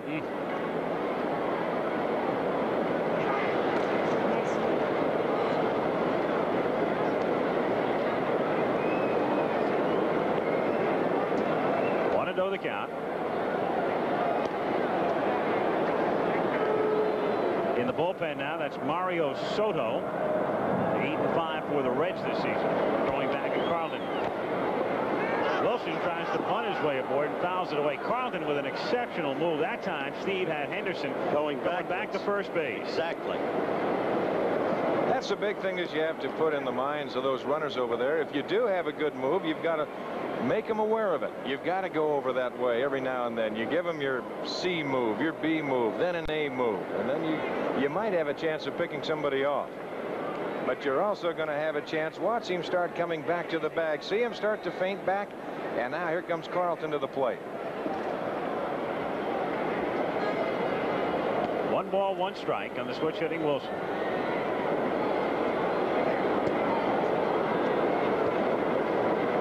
Almost in slow motion that time, but he's prone to do. Well, that's the way a left-hander, you can come up with a good move that way. If you can have the body balance and you have the right kind of mechanics and you can balance on that left leg, you can hold those runners right there, because you don't have to commit yourself coming to the plate. The only time you have to do that is when that right foot comes back behind the rubber. Then you've got to go home. Comebacker. Carlton to Concepcion and back to Rose. They turn a double play. So you've got Henderson at first and Wilson at the plate, and you still get 2. Well, that little man at shortstop turned it over well, and he got a great throw from Carlton. Carlton just kind of took his time for a moment. Watch the ball hit back to him. He's got it now. He looks down, taking a little time, gets a good grip. Look at the throw right there to Concepcion, right where you want it. And they double up Wilson with ease. And they had Willie running from the right side. Right. Which makes a big difference. Buddy Bell. Buddy Bell hitting for Brett here. Brett was 2 for 2 while he was in. Half swing and a miss. 0-1. Oh, there's a great camera. There's a... Now you can sit back and enjoy that shot right there and just watch the way Carlton works. 1-1 the count. Alan Roth working with us in the booth tonight. Watched All-Star games for years. Buddy's dad, Gus, former member of the Cincinnati Reds. Great player in his own right as it's hit foul. Just out of play. 1-2. Saw Gus in the lobby yesterday. Follows Buddy around. He looks the same, doesn't he? He really does. He looks in great shape. There was a year when Gus, Wally Post, and every member of the Cincinnati Reds was voted on to the All-Star team. That's when they took the balloting away from the fans for a while. 2-2 the count. In the meantime, in the 4th inning, Carlton had some apparent trouble, walking 2 in a row after striking out Cooper. Then he found a sinker, worked it beautifully, and fanned Fisk and Thornton consecutively. Watch that curve, right, that slider. There's the slider in there. Then he'll come over with the curve ball, take just a little bit off, move the fastball outside, move the fastball in, back you off. Look at that. And struck him out. So no runs, a hit, and nobody left on. Keith Jackson will have the play-by-play for you the rest of the way. We're halfway through, middle of the 5th. National League 3, American League 1. If you care about your pictures, you'll flip over Kodak paper. Because for a good look on the front, it helps to have Kodak paper on the back. Kodak paper. It's the only paper to flip over. So to help your pictures look their best, come to a store that cares enough to use Kodak paper. And you'll flip. Just ask for Kodak paper where you see this sign. And start flipping. There's more to John Hancock than life insurance. In my business, creating something new isn't enough. It has to be what people want. That's why the John Hancock companies constantly develop new financial services that people like me really need. Everything from employee benefits programs to mutual funds, even auto and home reinsurance. When John Hancock offers something new, there's a future in it. John Hancock. We can help you here and now, not just hereafter. When Sears puts a muzzler on your car, we'll stand behind it, no matter what. Year after year, mile after mile. If it fails, we'll replace it free. Yet the muzzler muffler's only $24.99 installed in only an hour after you're okay or the labor's free. And if you need your brakes fixed, have confidence. Sears can fix them the day you come in or the next working day. At Sears Tire and Auto Centers, we install confidence. You can count on Sears. We're about to witness a most extraordinary scene. We've explained to you earlier that part of the very rich baseball heritage of this great and continental city, Montreal, was lodged in the advent of Jackie Roosevelt Robinson into organized baseball in 1946. Mrs. Robinson has told you of the great happiness she and Jack found here during that year. Now, as a tribute to that heritage, you're about to see a special ceremony. Mrs. Jackie Roosevelt Robinson, Rachel Robinson, together with Jackie's close friend, the captain and shortstop of the Brooklyn Dodgers, Harold Pee Wee Reese, escorting her, moving out to the pitching mound. The crowd having already been apprised by the public address announcer of the occasion and what's happened.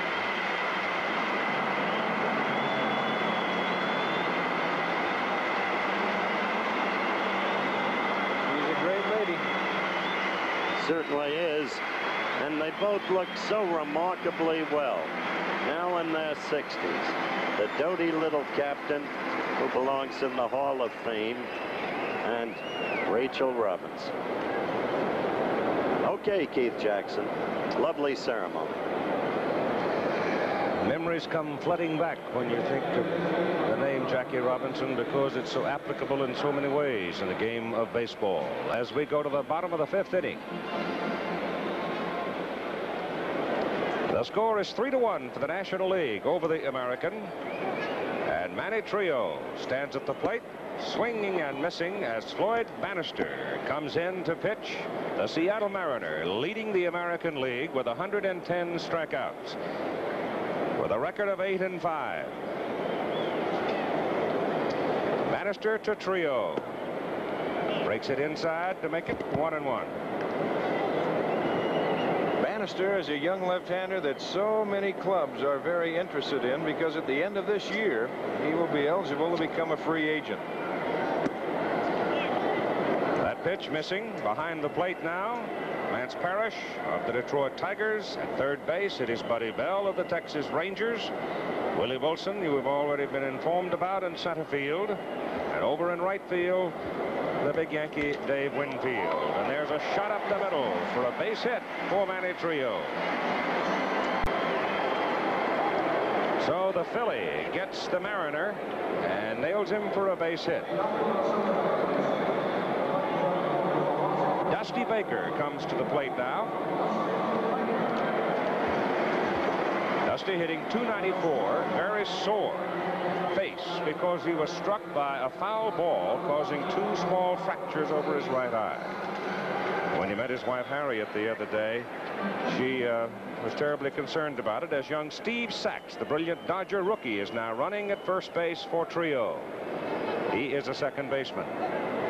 Sachs has speed. He has a foot hooked on the rug, and the pitch comes in from Bannister and misses for ball 1. There's Dusty's wife Harriet. We all, with the Dodger organization the other day, all aboard the plane as I came in from the West Coast. And she among the group. Sachs dances, and Bannister misses outside. With the National League on top of the American 3-1 at the bottom of the 5th inning, and threatening right here to get some more.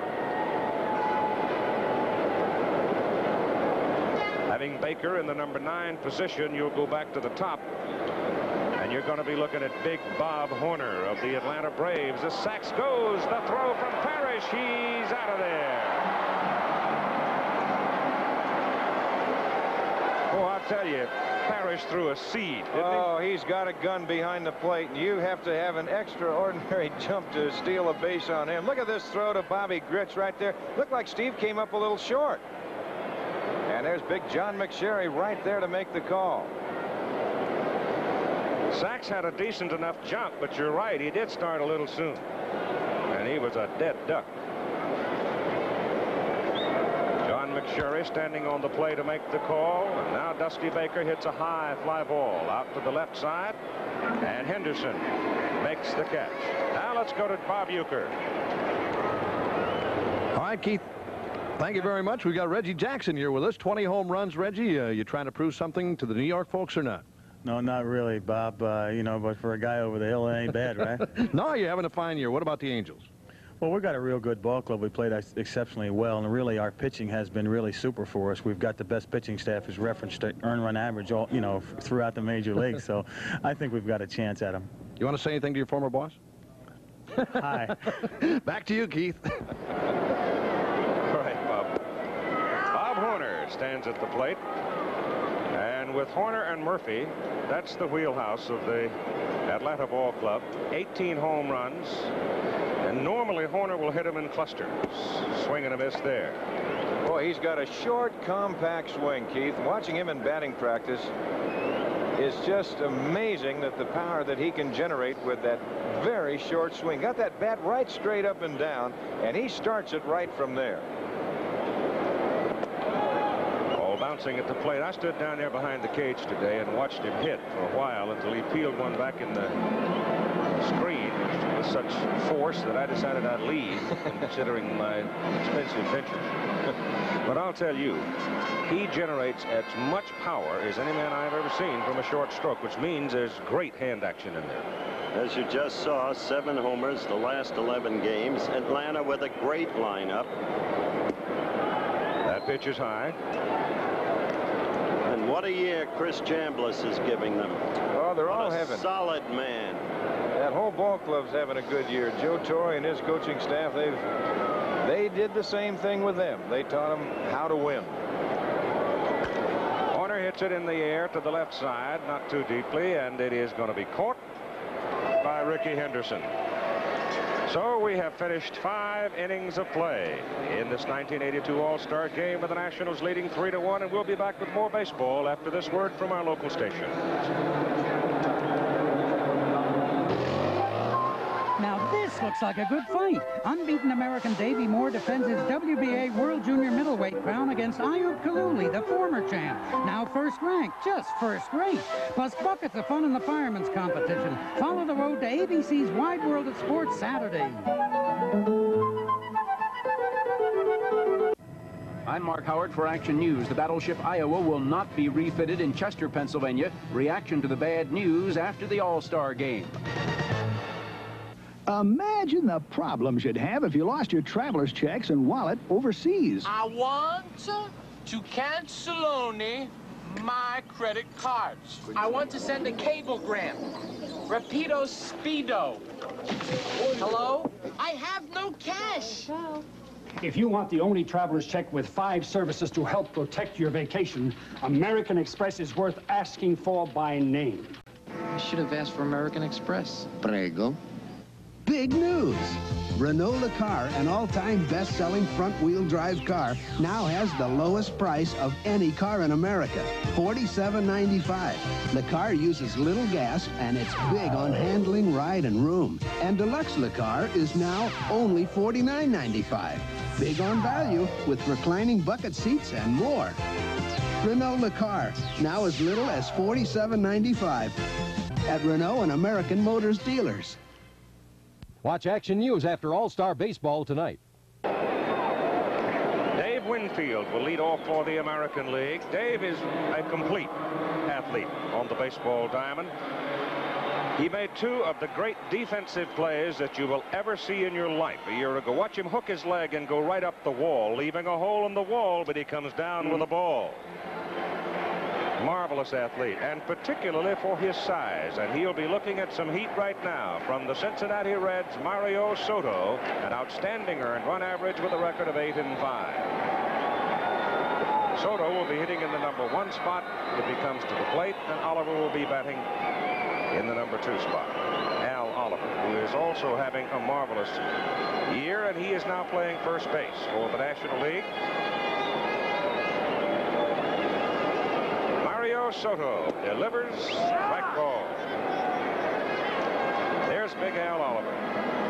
He said yesterday that I feel like I've been reborn. Steve Sachs is obviously in at second base, but Oliver is just delighted with the way his life has turned for him. And of course, when you're batting 300 plus and the home folks appreciate it, it makes life a little softer, doesn't it? Well, I think he's one of the finer hitters in all the game of baseball. Sure, he's done it in both leagues. If any man can talk about the domination of the National League in All-Star games, it's Oliver.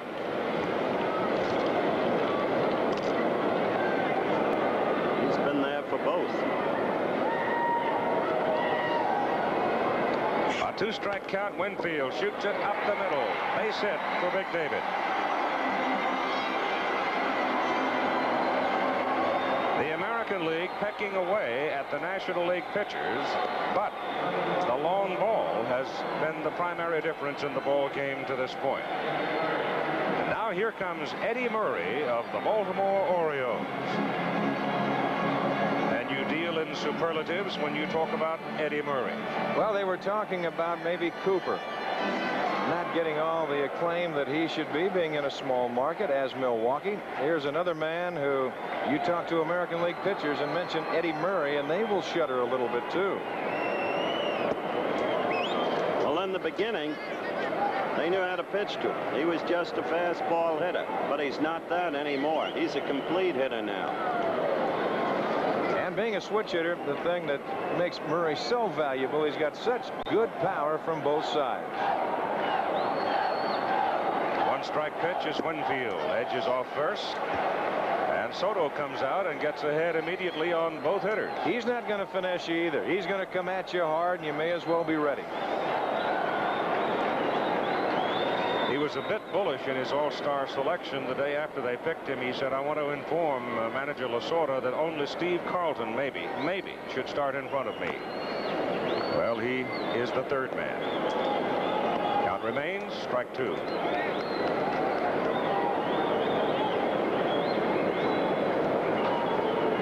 I guess the combination of Murray and Singleton as switch hitters in the middle of the Baltimore lineup is as good as it's ever played as far as switch hitters are concerned. They are just dynamite. And Baltimore is now back in the hunt in the American League East. Soto comes inside with a pitch. However, there is no Baltimore pitcher here this year, and that doesn't happen very often. Well, no, we saw Scott McGregor's name on that list that has been excluded. He's having a good year, but don't count the birds out. I'll guarantee you that. Mr. Weaver will find some way to get him there. That ball is hit in the air to the right side and playable. Drifting into the corner and waiting is Murphy. And Dale makes the catch. Winfield bluffs and holds at first base. 1 out. The thing that makes them so dynamic, those two you were talking about, Singleton and Murray, is that they both are switch hitters, as you mentioned, but they're both good power hitters. There's been a lot of clubs that have had the switch hitters on there, but not with the power that those two possess. It's not popularly recognized what a patient manager Earl Weaver is. Early in the year, his patience was driving owner Edward Bennett Williams crazy because Williams wanted Singleton, who was slumping terribly, taken out. Robin Yount, who is the only shortstop on the American League roster, though Toby Harrah has played there some in previous years, swinging and missing. And Carl Yastrzemski has moved to the on-deck circle. Harold stayed with Singleton, net. Singleton is hitting the way he can, and he and Murray are what Keith has described. Tremendous switch hitting combination. Pitch is inside to Yount. There's Yaz. What a fine man. And what a job Ralph Houck has done with the Red Sox. We'll see them Friday night here on ABC. Ralph's up in Vermont with his wife Betty, taking 3 days off. They let the whole Red Sox team have a 3-day vacation. They've been in a relatively mild slump, and they thought that rest would help the whole team. Soto chases Winfield back.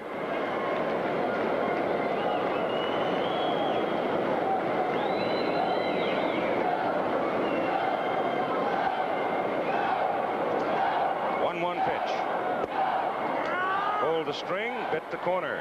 Got a strike call to make it 1-2. Well, what usually happens in an all-star game, when you do have the caliber of pitchers that you can get on a staff, I don't think you're going to really see too many blowouts. Bat goes sailing as Yount swings and fouls it away. And it basically goes back to the old cliche in the game of baseball where good pitching will stop good hitting, and that's what you have in the all-star game. Difference in this game thus far, the long ball. The homer by Concepcion, the triple by Rupert Jones. The National League with only 3 hits.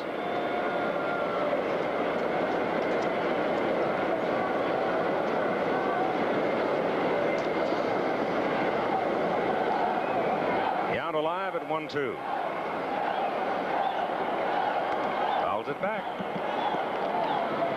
Robin, who had barely begun to shave when he left the San Fernando Valley to sign his professional contract.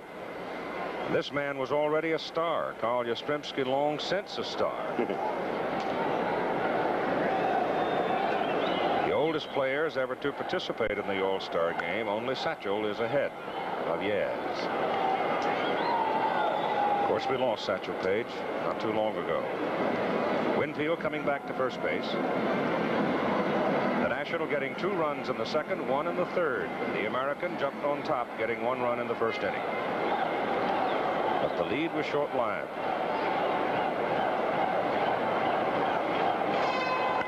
Soto's heat. Drilled at third, go to second, got 1, back to first, and the ball goes sailing away as Winfield gave Steve Sachs a bit of a lesson at second base. There's been so much talk about the National League playing hardball, hardball, hardball. I think Winfield read the story. Well, of course, Dave started in the National League with the Padres. He knows how that game is played, but here, the throw a little late. You see Winfield coming in and Sachs up over the top. That throw going down the dugout, and Yount goes to second base, and Sachs will draw the air. That will be the first error of the ball game, and the hand in the background, and a standing ovation for Carl Yastrzemski.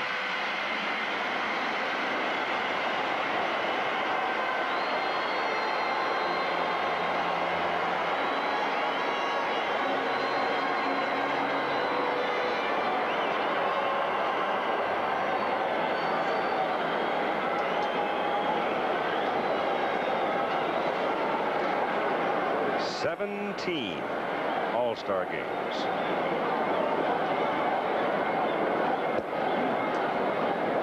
You don't just get to that many All-Star games by compiling numbers. There has to be more to it. Of course, there is so much more to him.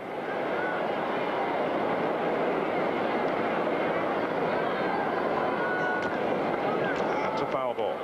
Well, you look at that helmet that Yaz is wearing, and that ear flap, that hole is a little bit bigger than usual because on the regular helmet, that hole is very small, the one that is exposed to the pitcher. Yaz uses one, and he has it cut bigger because he can't hear. That's foul ball. The 3 daughters of the Yastrzemski family. Son, quite a baseball player, down in Florida State.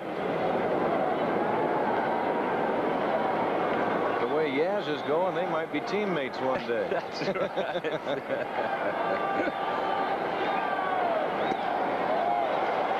Soto blows him down. So Yastrzemski strikes out. The American League gets a man to second base, can't do anything with it. The score remains National 3, American 1. Here's to good. Hey, how you doing? Tonight. Hi, Jim. Hey, what's up? The bill. Well, I thought it was about time I paid you back. Must say something. Paid us back? Pay us back for what? Last Sunday when the Palmers dropped in, you loaned me some beer. Well, Jim, that was beer. This is Lowenbrow. Well, let's call it interest. When you want the taste of a truly great American beer, tonight, let it be Lowenbrow. You know, Jim, I've been thinking. Maybe you ought to borrow things more often. Let it be Lowenbrow. I do one thing, and I work hard to be the best at it. That's why I think my daughter's the greatest. He's my daddy as well as my caddy. He says if you concentrate on being your best, you will be. Just like Kentucky Fried Chicken. They concentrate on making delicious fried chicken. Tender, juicy, really special. When you have chicken the Colonel's way. It's as great as... As great as my daddy is at bragging about me. Kentucky Fried Chicken, we do chicken right. It takes two wheels to have some fun, and you need two more to get the job done. But what can you do with three? Just try the Honda ATC. 11 years ago, Honda invented the ATC three-wheeler. And ever since, folks have been inventing new ways to use it. Follow the leader, he's on a Honda.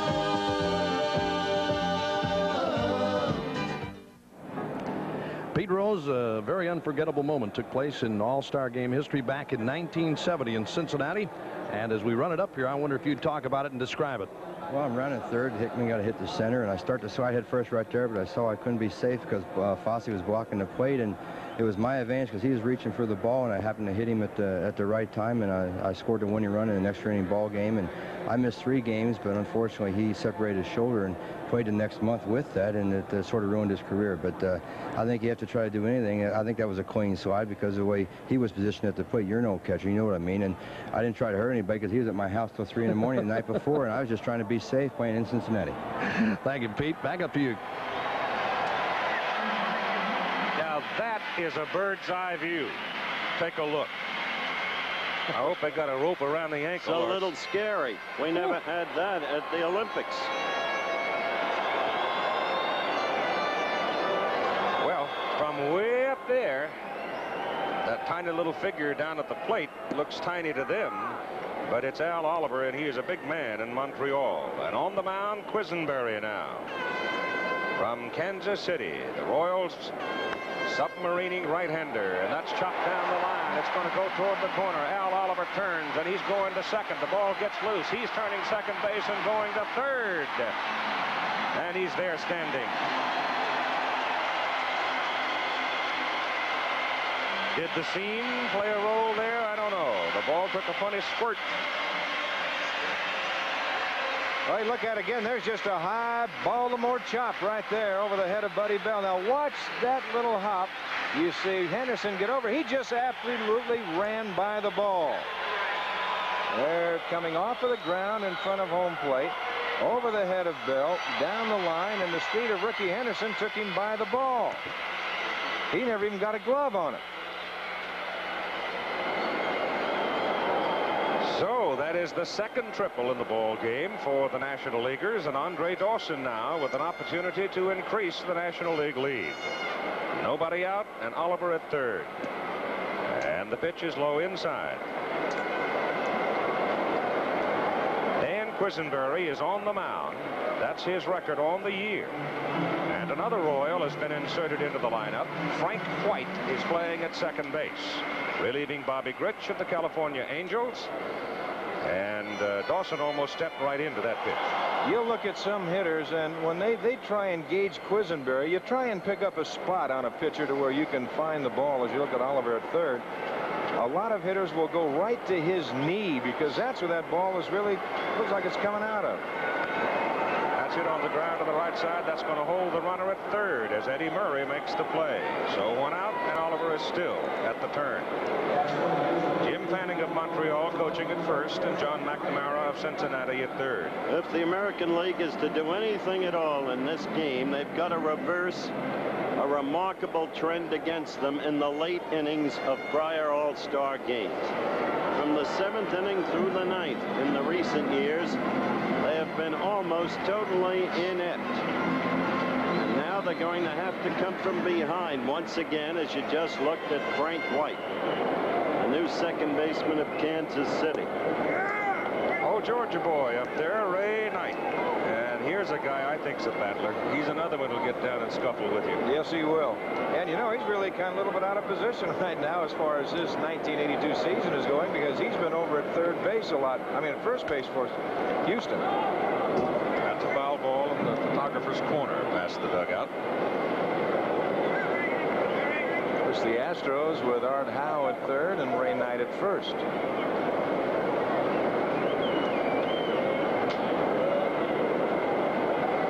Carter is the on-deck man.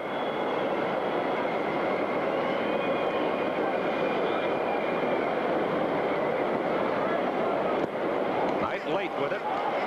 Ray Knight strikes out. Well, that goes back to a statement that I can think of the California Angel manager Gene Mauch making to me. He says one thing that he likes about Quisenberry, and you've got to respect him for it, he can close you down in the late innings.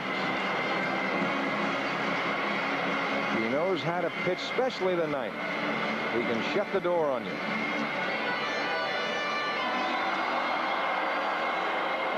The Expos catcher, Gary Carter.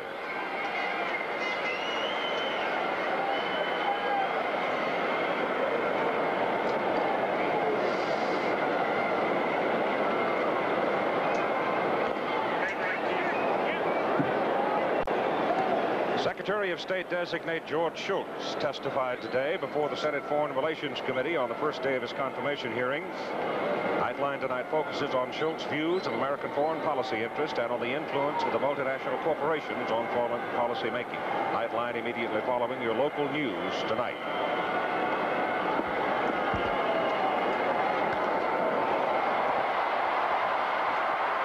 Didn't catch it. Oliver scores from third, and it's a 4-1 ball game. Willie Wilson did not get a good jump on the ball at all. He certainly didn't, and it's still another evidence of the National League doing what they have to do when they have to do it. Big, big insurance run. Great effort right here by Wilson, and boy, it's hard diving on that artificial surface. Carter comes out now, and Tony Pena goes in to run for him. The young catcher from Pittsburgh. Boy, is he a dandy. National now with 5 base hits. Don't ever think catchers can't run either with Mr. Pena. This guy can haul it. How do you like the way the Pirates have come? Charging. That's foul ball. Big figure in their resurgence.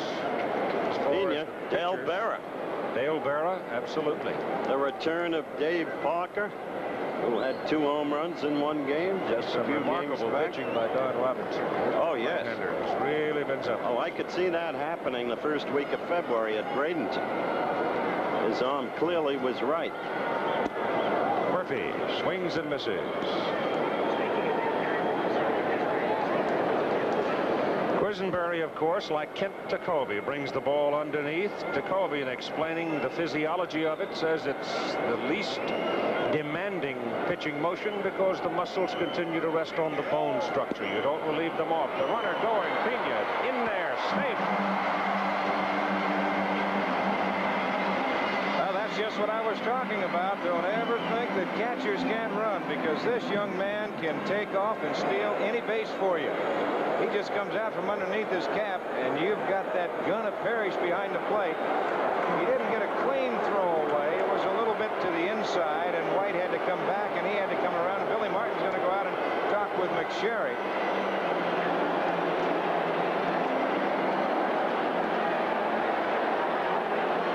There you can take another peek at it. Whether Billy thinks he got him before he got to the bag, that's a close call right there. I believe McSherry could have been blocked out a little bit with the body of Pena. Well, McSherry had but he was coming from looking at it from the same angle that Martin was. Martin's had a lot of that kind of action this year. Nothing but frustration. Watch closely. I don't know. Close call.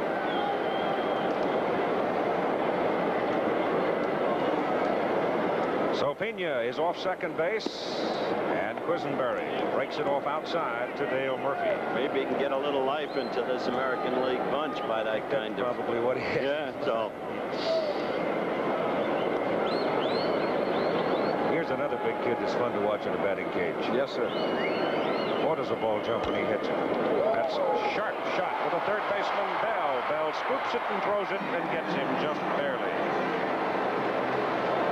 So the Nationals add their lead to make it a 4-1 ball game over the Americans. And the name Dave Parker of the Pittsburgh Pirates came up a moment ago. My goodness. He's had his moments in this baseball classic as well. Dave Parker's career troubled by injury, but when the Pirates star thinks about the All-Star game, he will always remember saving the 1979 game for the National League. You talk about an arm. Remember this. The throw that I made in the 1979 All-Star game, where we're going into the bottom of the 8th inning and the score is tied. Brian Downing is on second base and Greg Nettles is at the plate. Greg Nettles hit me a single to right field, do-or-die situation at home plate. I make a good strong throw from about 300 some odd feet. Gary Carter makes a tremendous play at the home plate to strike out that run to keep the game tied going into the 9th. Chevrolet Celebrity. Come drive the bright new shape of Chevrolet. Celebrity. Celebrity. Chevrolet's newest and largest front-wheel drive. A shape so aerodynamic, it requires less than 12 horsepower to cruise at 50 miles per hour. Celebrity. Celebrity.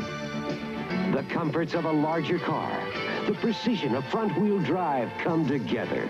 Drive it. Celebrity, the bright new shape of Chevrolet. And here's your room guarantee. And only Holiday Inn gives you this no excuses guarantee. Everything in your room will be right, or we'll make it right, no excuses. Or that night you stay free. Enjoy your stay. Thank you. You don't get this guarantee from any other hotel chain, not any one of them. And this guarantee comes from every one of us at Holiday Inn to you, because we want to take care of you. We give you a guarantee, not excuses. Only a few copiers in the world can automatically make crisp, clear, readable copies from these originals. That includes the 3M plain paper copiers, because they're the only copiers with Sensitron, a remarkable 3M automatic exposure system that instantly fine-tunes itself so you'll get crisp, clear, readable copies time after time. It's a difference in quality you can see, because with Sensitron, what you see is what you get. The Olympic Park in Montreal with the centerpiece, the stadium, glowing tonight with 59,057 people, third largest in the Olympic Stadium history. And the picture coming out of the Goodyear Blimp Enterprise that bumped along up here from Florida, took them 5 days at 35 miles an hour. Pena is back at the plate now as Lance Parrish, the American League catcher from Detroit, stands in with impressive numbers for 1982, and Mario Soto was on the mound. High fly ball lifted out to right center and going deep. Won't get it off the wall. Double for Parrish. That ball was hit and hit hard. Parrish got off to a very slow start this year with the Tigers, and all of a sudden he has caught fire and he has really come on. You see, Lance doesn't have his batting helmet, using one of the Cleveland Indian helmets. White will come to the plate now. Ball had deceptive carry to it, Don, in the beginning, because it was a low ball that he hit. It didn't look like it would go that far, but well, of course, hardly driven. When you get on a hot evening and you get this many people in a ballpark, that ball's going to carry a little bit more. And indeed, this has been a beautiful evening for baseball and a lot of people. But he hit that ball hard to the opposite field, and he's got strength. He's a strong man. A pair of arms now in the National League bullpen. Greg Minton of San Francisco and Steve Howe of the Los Angeles Dodgers. Lefty and a righty. Soto comes with a fastball. White swings through it for strike one.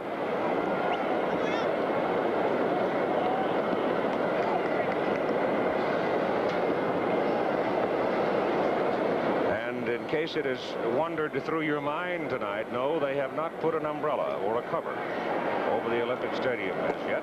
The provincial board just simply says it can't afford it. As a matter of fact, the provincial board said it can't afford a new rug.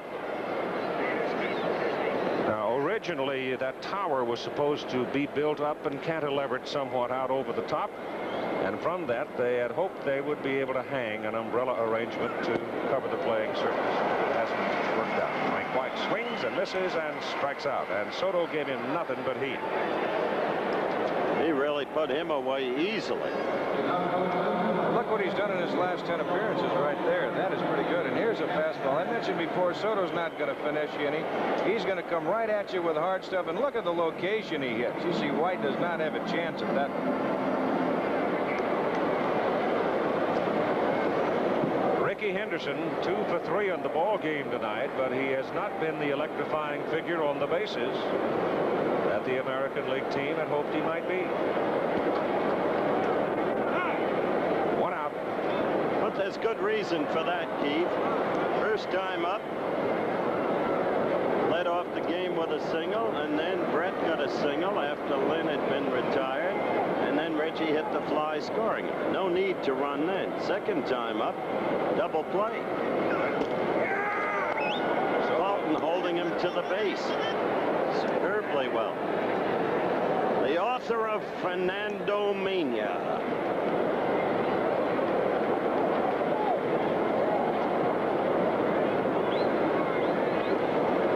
One strike pitch is hit to the right side, gets by Oliver, picked up, pitcher covering, the throw by Sachs over his head, backed up by Pena, and everybody's safe as Lance Parrish goes down to third. So with one out now, you have base runners on the corners. I don't know whether they would have had a chance to get Henderson on that play or not. They give him a hit, huh? They have to give him a hit. The way he runs. That ball's by Oliver. Now Sachs over to back up. He gave the throw a little high, and of course he's in an off-balance position to make it. But they would not have got him anyway. No you can way. see that.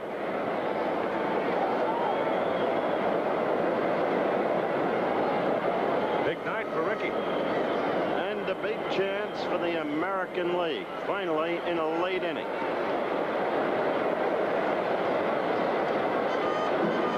We are in the top of the 7th inning. And the hitter is Willie Wilson. Now you've got Wilson hitting from the left side. The last time that he hit into the double play, he hit from the right side. What Pena wanted to be maybe talking about was, where do you want to go with the ball? I'm going to tell you what I'm going to do should Henderson take off. You've got Parrish at third, who does not have all the speed in the world, but you've got a lot of speed at first base in Henderson. Wilson swings and misses. There's Willie's lady, Kathy.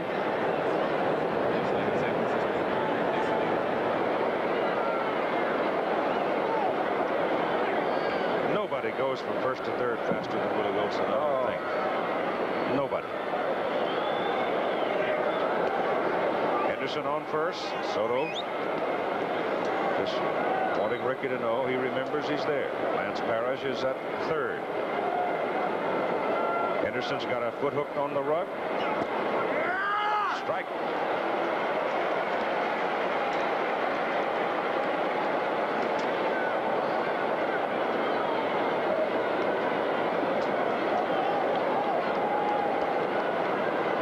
You've got another gun behind the plate in Pena.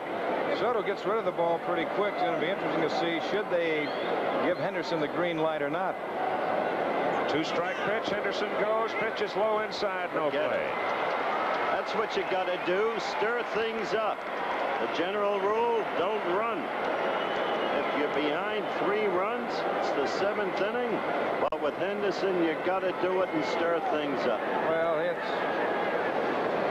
little bit out of the general category with his speed. That's the one thing. You can do different things with Ricky Henderson you can with somebody else who just has the average speed. Wilson can deliver. He's at 1-2. It's a 4-3 ball game, but he can't deliver. Soto shoots him down. Well, Philadelphia, you'll remember, handled Wilson with consummate ease in the World Series. That is very true. They did. The thing, Willie just did not have the kind of series that he is capable of having. He's a good ball player. There's no question about that. But this guy standing out on the mound right now, he's throwing a few peas up there, too. Buddy Bell with 2 out and 2 on. The Texas Rangers swings and misses.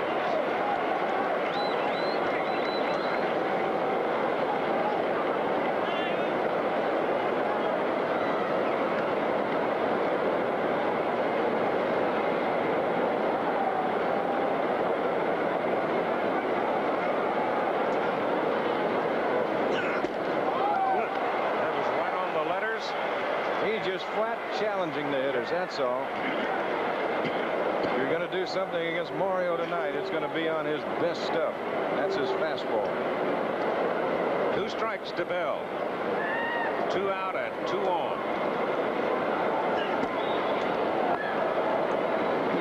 You can hear that glove popping way up here. 9 American leaguers have fanned the air.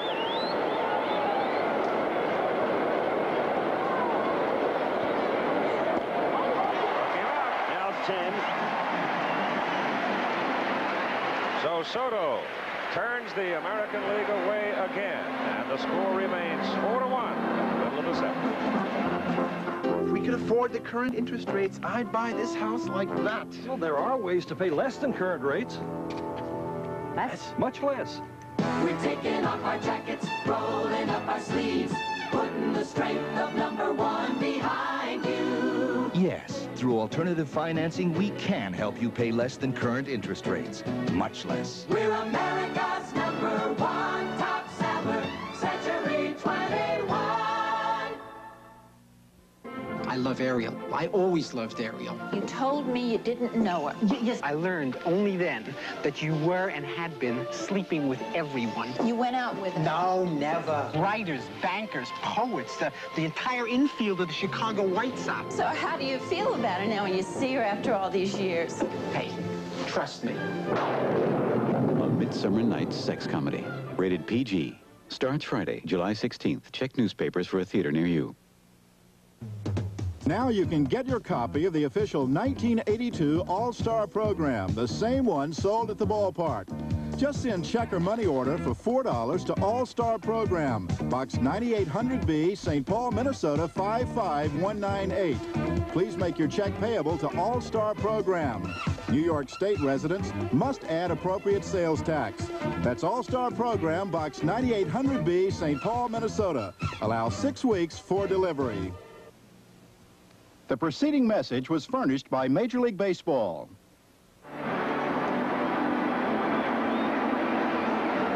There's the crowd count, 59,057, the one in the middle.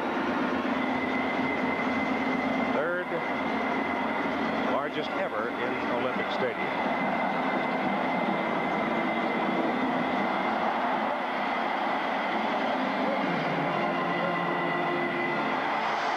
Concepcion and Sachs and Baker for the National League.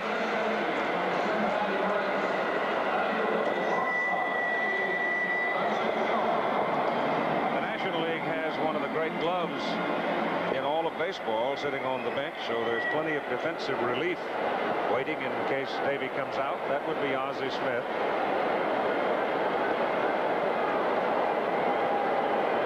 The St. Louis Cardinals.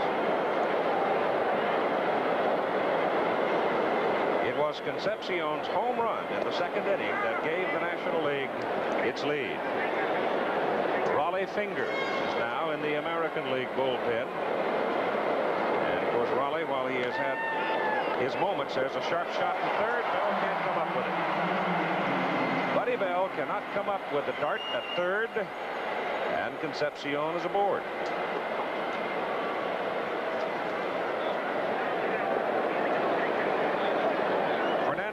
has now started to throw in the National League bullpen.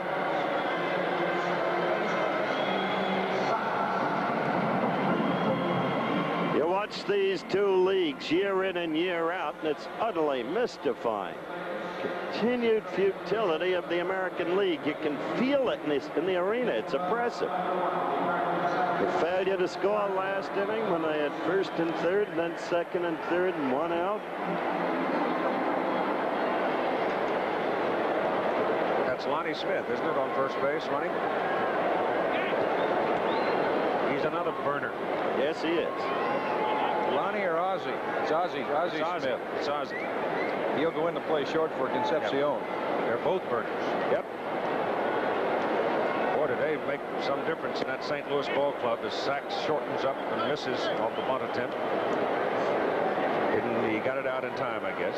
But the scoreboard shows that he did, but the plate umpire, Doug Harvey, says, it's a strike. He held his position pretty well with it. It was about eye high and very difficult to get down. Quisenberry on the mound. He is the 4th American League pitcher.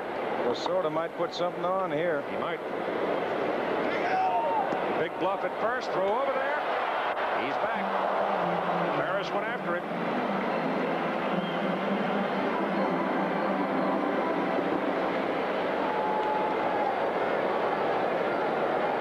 Well, he's got a good count right now. You still got the 1-1 count. He might try something again. He can afford to. Can have a lot of fun now. Well, that wasn't a steal because Smith was waiting until the pitch was going. That was a hit and run. Going now. They pitch out. And the throw. They got it.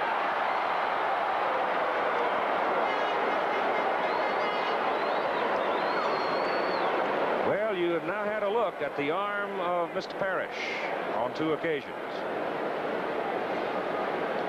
Boy, he has a gun, and he just gets at the white, and all he's got to do is apply the tag, and actually, Ozzie Smith just tags himself out. So the error by Bell is now erased on the play at second, and Sachs is at the plate with a count of 2-1. National League leading the American League 4-1.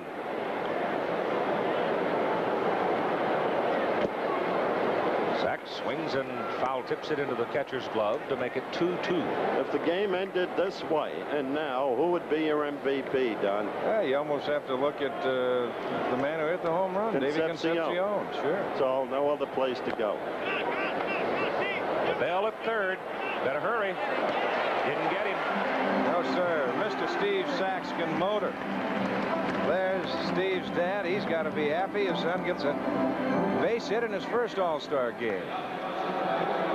That high chopper, and Sachs gets out of the box pretty good, and Bell has to play it on that big hot. Now the off-balance throw. Buddy can make that play as well as anybody. It's a strong throw, but Sachs just outruns the ball. It's the National League that's doing the running, whether successfully or not. Dusty Baker.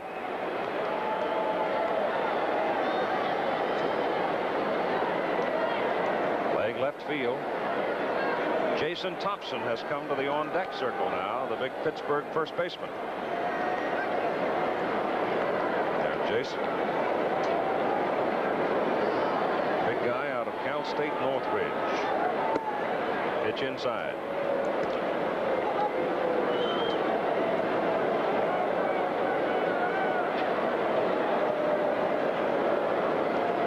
Dusty's had his moments in previous All-Star play as well. He's a very key man in that Los Angeles ball club. As Sachs running on the pitch, Baker lifts it to center field. Wilson makes the catch, and Sachs has to hustle on back to first base, and that'll bring up Jason Thompson. Well, Steve actually got down and went around the bag and then had to retrace his steps coming back. You can't cut across.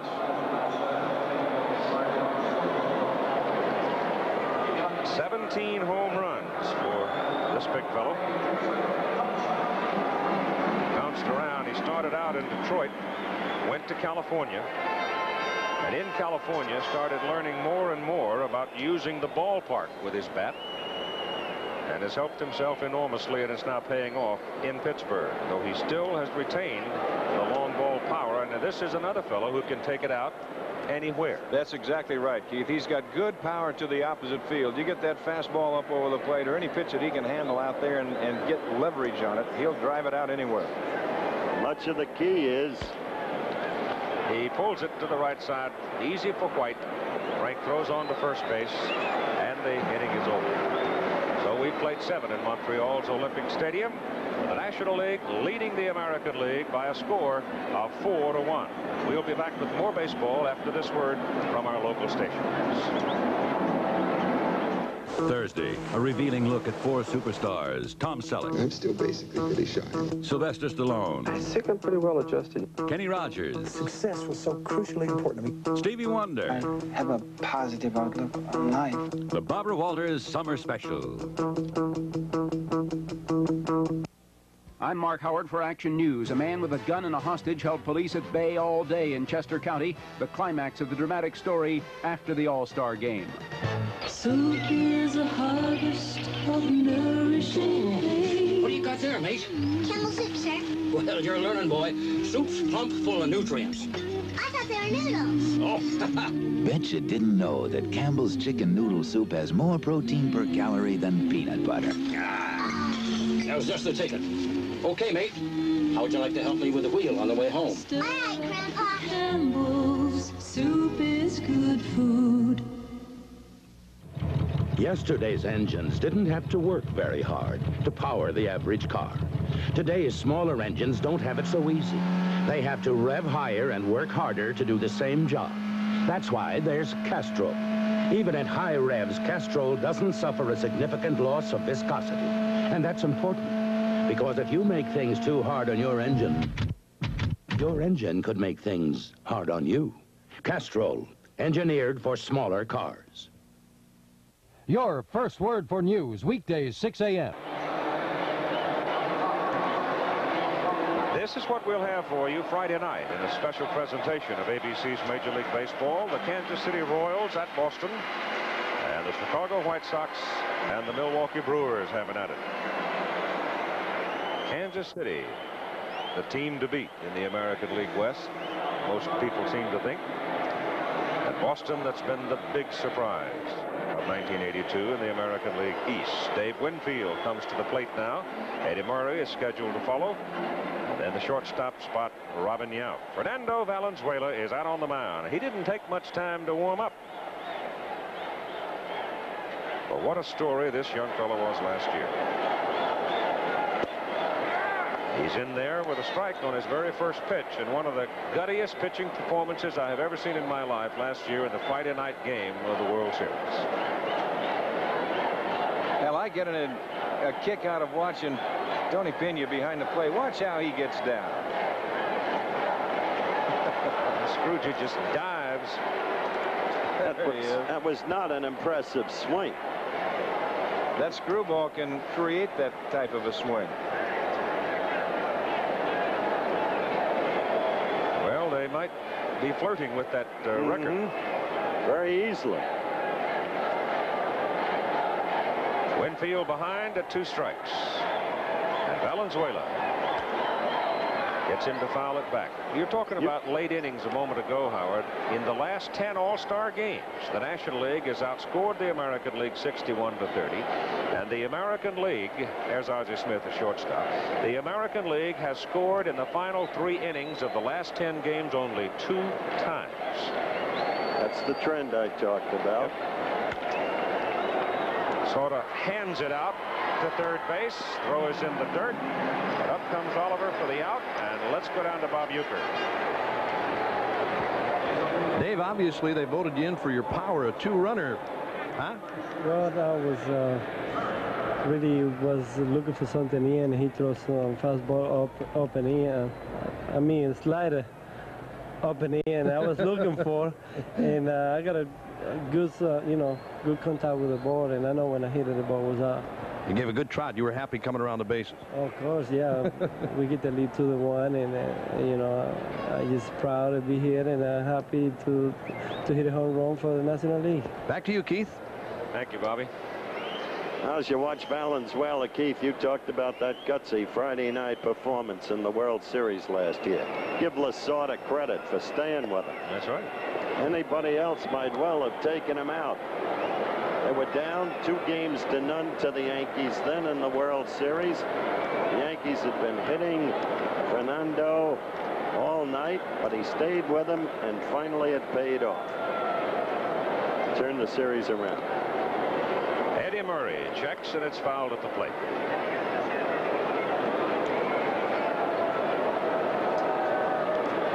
Here's Tom Lasorda, Chuck Tanner, manager of the Pirates.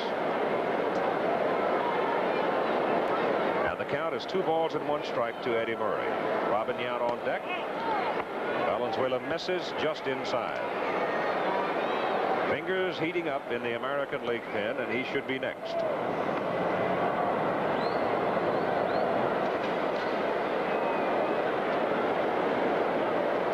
One pitch.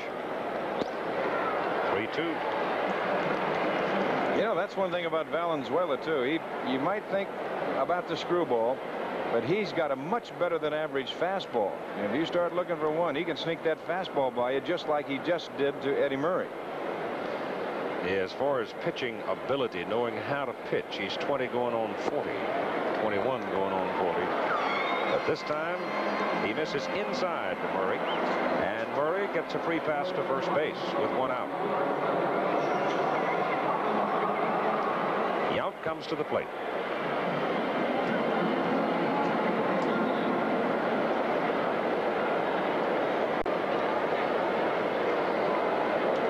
And again we have action down in the National League bullpen. Steve Howe gets up, and so does Greg Minton.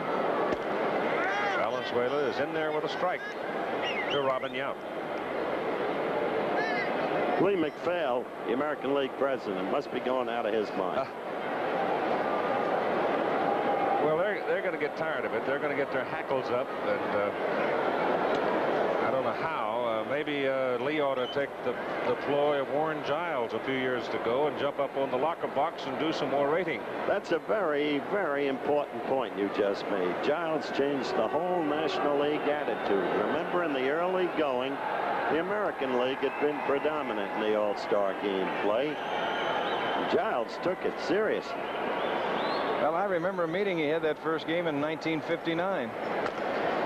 Yount hits a sharp shot down third. Good play by Knight. He goes to second to get the lead man.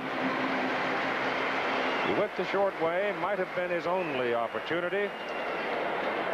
Good play by the Astro third baseman. It sure is, because when that ball comes off the carpet and can hit the dirt, it can also flatten out on you. He throws Eddie Murray out by 25 feet. I don't know what happened there at all. I don't know what Murray was doing. He might have thought it was going foul. He might not have picked the ball up. What did Giles tell you guys in '59? Well, he just told us that, boys, he says, we're not here to lose. He says, we're here to win. And he said, you can have all the fun you want. But he says, when you go across the lines, let's win it. Murray on the ground ball at third. He went back to first base, and by that time it was too late. There's what a left-hander's move can do to a base runner. That's true, but this team looks utterly lackluster, Don. I don't see any spark, any fire the whole night. Well, good pitching will do it, Howard, and the National League has got excellent pitching tonight. Hal McRae is up there, the DH and outfielder for Kansas City. Pinch hitting. You know, you're looking at a right-hander, Rogers, a left-hander, Carlton, a right-hander with a good hitter in Soto, a left-hander in Valenzuela. You're back and forth all the time. Tommy's got the pitching staff set up well.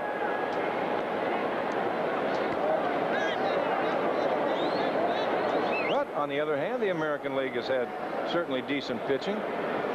They've out-hit him 8-6, but it's been that one pitch so far to Concepcion that's been the difference. Well, don't throw out the Rupert Jones triple. No, you can't do that, not at all. That gave him the insurance run. Incidentally, the Al Oliver triple that was originally called has been changed to a double and an error. Right. Figured that.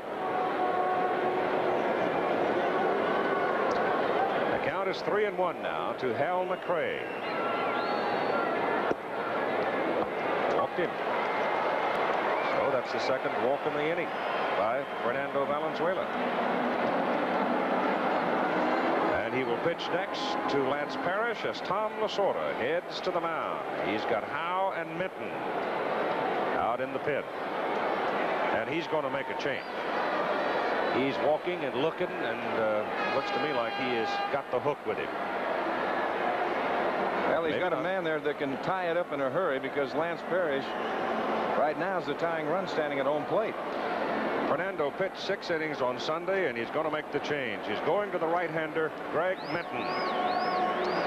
So, while we're waiting for Minton to come into the ball game, let's talk about Yogi.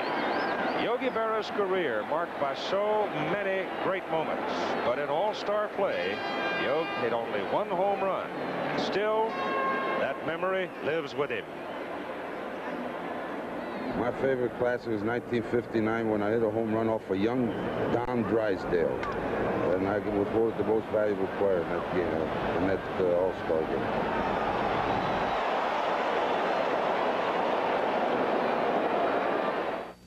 Can your antiperspirant adjust to the unexpected? Who? What? When? Oh, no. Oh, no. I've got to beware. In how many minutes? Well, that's what makes Ultraman Solid so remarkable. Its extra-strength formula self-adjusts to whatever your day is like. Look, during a normal day, Ultraman Solid works at this level. But when things get heated up, Ultraman Solid self-adjusts to give you extra-strength wetness protection. Self-adjusting Ultraman Solid and Roll-On. They self-adjust to whatever your day is like. You're about to see one of the most versatile cars in the world, Chevy Citation. It's a 4-cylinder fuel-injected compact when it comes to the corner gas station. It's a mid-size when it comes to the family reunion. It's a wagon when it comes to the seashore. And when it comes to the road, it's a performer that's outsold every other front-wheel drive over the past 3 years. Chevy Citation, its owners might say, it's a mark of versatility. Willem Scott's family has been fishing for generations. But today, like most Dutch fishermen, they're worried about the coastal waters. Every time a ship cleans its bilge, there's the danger waste oil is being pumped out too. That's why the people of ITT developed this optical fiber device. If there's a risk of pollution, an alarm sounds, so the pumping can be stopped, protecting Willem Scott's future and his sons. Unbeaten American Davey Moore defends with W. Greg Minton comes on now for the National League. He is the 5th pitcher. His numbers are reflected there, and he's a horse. He'll be working to Lance Parrish. He's a horse, huh? Yeah. Horse and a half in my count. He's a big man for Frank Robinson out in San Francisco. Sawed it off, but it's bounced over his head. Look at the play by Smith. Holy cow, look at that. Look at that National League dugout, too. And anybody but Ozzie Smith, well, he's there. And anybody running but Parrish, that might be a base hit. He jams him, saws him off over the head of Minton. You saw he got the ball exactly where he wanted. Look at that play by Smith, Keith. That, ladies and gentlemen, is a big league play. We'll be back. The only car you should pay for by the mile is a taxi, not a rent-a-car. And that's why Avis is guaranteed rates with unlimited mileage. I'm David Mahoney of Avis. And with these rates, there's no mileage charge on our daily rentals or our weekend rentals. And there's none on our compact cars or our luxury cars. Not 1 penny. Now, I know you've got to go that extra mile to get ahead, but at Avis, we're not going to charge you for it. And that's trying harder. And that's what makes Avis second to none. Who makes the best-selling radials in America? Goodyear. We outsell all foreign radials combined. One reason, the Goodyear Arriva. It gives you long tread life. And best of all season traction in the wet stuff and the white stuff. The Goodyear all-season Arriva. It's one reason Goodyear is the leader in radials. No foreign maker of radials even comes close. When you need radials, come up to Goodyear. The feathers are flying down at the chicken ranch. Bert's falling for Dolly. Will you marry me? Dolly's falling for Bert. I've loved you since I was 16 years old. The eyes of Texas are upon them. Because with Bert and Dolly, this much fun just couldn't be legal. But it's still the best little in Texas, a Universal Picture rated R. Starts Friday, July 23rd at a theater near you. Unbeaten American Davey Moore defends his WBA World Junior Middleweight title against first-ranked Ayub Kaluli. Plus, buckets of fun as firemen frolic on ABC's Wide World of Sports Saturday.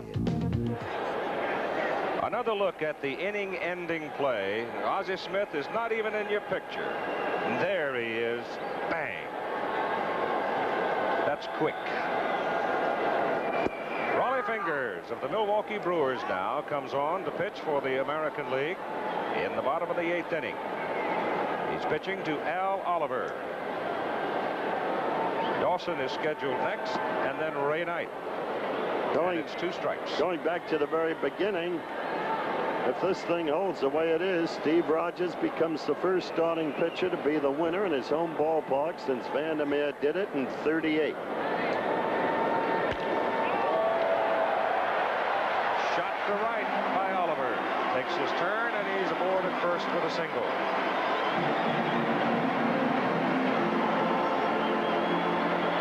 Goose Gossage of the Yankees is now in the American League bullpen. Numbers on the year for the Goose. His comment on the plight of the Yankees at the moment: we're having a terrible struggle. No Ray kid. Dawson. No kid. He just threw a home run ball to Brian Downing. He's been jerking a few this year. He sure has. Not the same Gossage. That's a strike from Fingers. Well, Downing's got a few. How'd you like to have a guy like that leading off for you?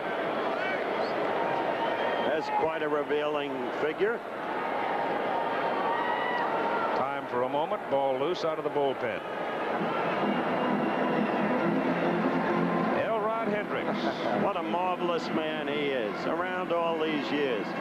Tomorrow, by the way, the birthday of his 20-year-old daughter. Happy birthday to her. Abigail.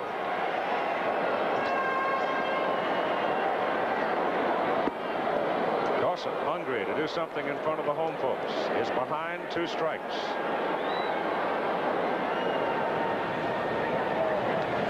Danielle Fingers, wife of Raleigh.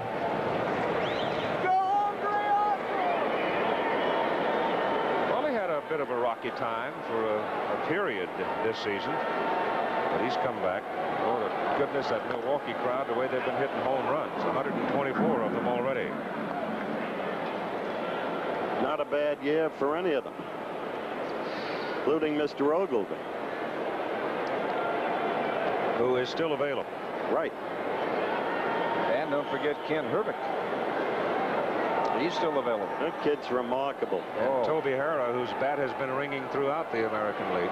He has been a redoubtable hitter this year. Jams him a little tight to make it 1-2. John McHale got here to that open workout you mentioned yesterday, and he said, I just want to watch this kid Herbeck hit. I said, how do you find a player like that? I said, he grows up 2 blocks from where you play. That's right, right in their own backyard. That's right. Runner goes, throw by Parrish. He held on, he got it. He got it.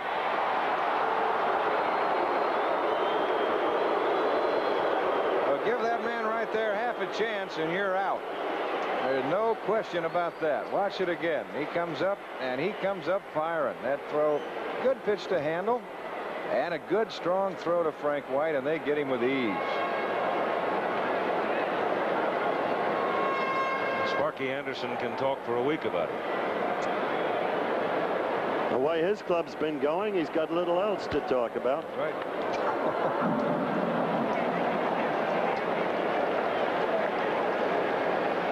That trophy still probably is going to go to who, guys? Concepcion? Dave Concepcion. It's the Commissioner's Trophy. Goes annually to the MVP, the All-Star Game. 2-2 pitch. Up the middle. Frank White backhands it. Can't get it. Frank flagged at it. If he had picked it, he would not have had a play on Dawson. So Andre gets a base hit in the All-Star game at home.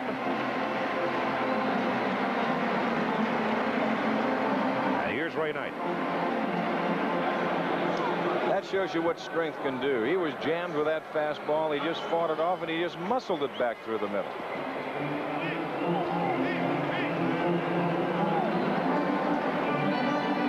There is one man who has been etched so deeply in recent All-Star games who is not on the team this year. The man who was the winning pitcher for the National League in '78 and '79 and had saves for the National League in 1980-81. Bruce Sutter.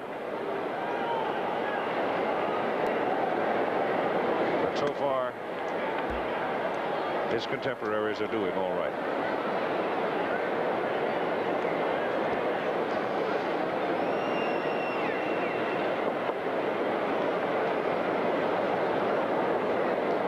Maybe Parrish should be the MVP. He's kept it close. Yeah, I was just going to say that. He's kept it in tow. This is one of, I guess, certainly the first time it's happened in this part of the country, and one of the few times where an umpire has a chance to work in his hometown as well. Jim McKean, native Montrealer, the American League, working at third base tonight.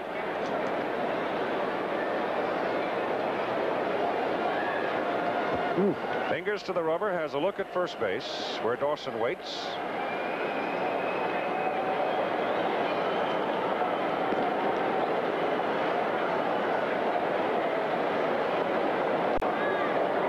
And the edge is off. The pitch tonight. Hit on the ground to Murray.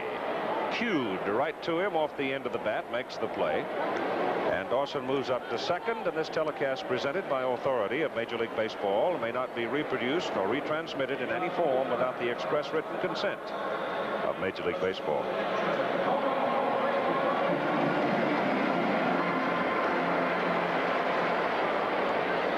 Tony Pena.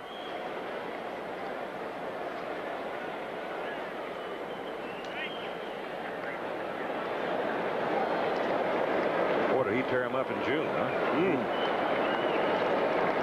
Tell you, Chuck Tanner, always an optimistic guy, is positively glowing these days. Hit his own helmet off. I haven't seen that. I've seen him swing out. Look at Chuck Tanner. There's Chuckaroo right there next to Tommy. Oh. What a batting order they've got. I was saying earlier, I didn't have a chance to finish. We were talking about Jason Thompson. The key to Jason is Hawker back in the lineup, hitting behind him. They can't pitch around Thompson. Very true. One strike pitch to Pena. Well, Tony's not getting cheated, is he? He won't. He won't get cheated at all.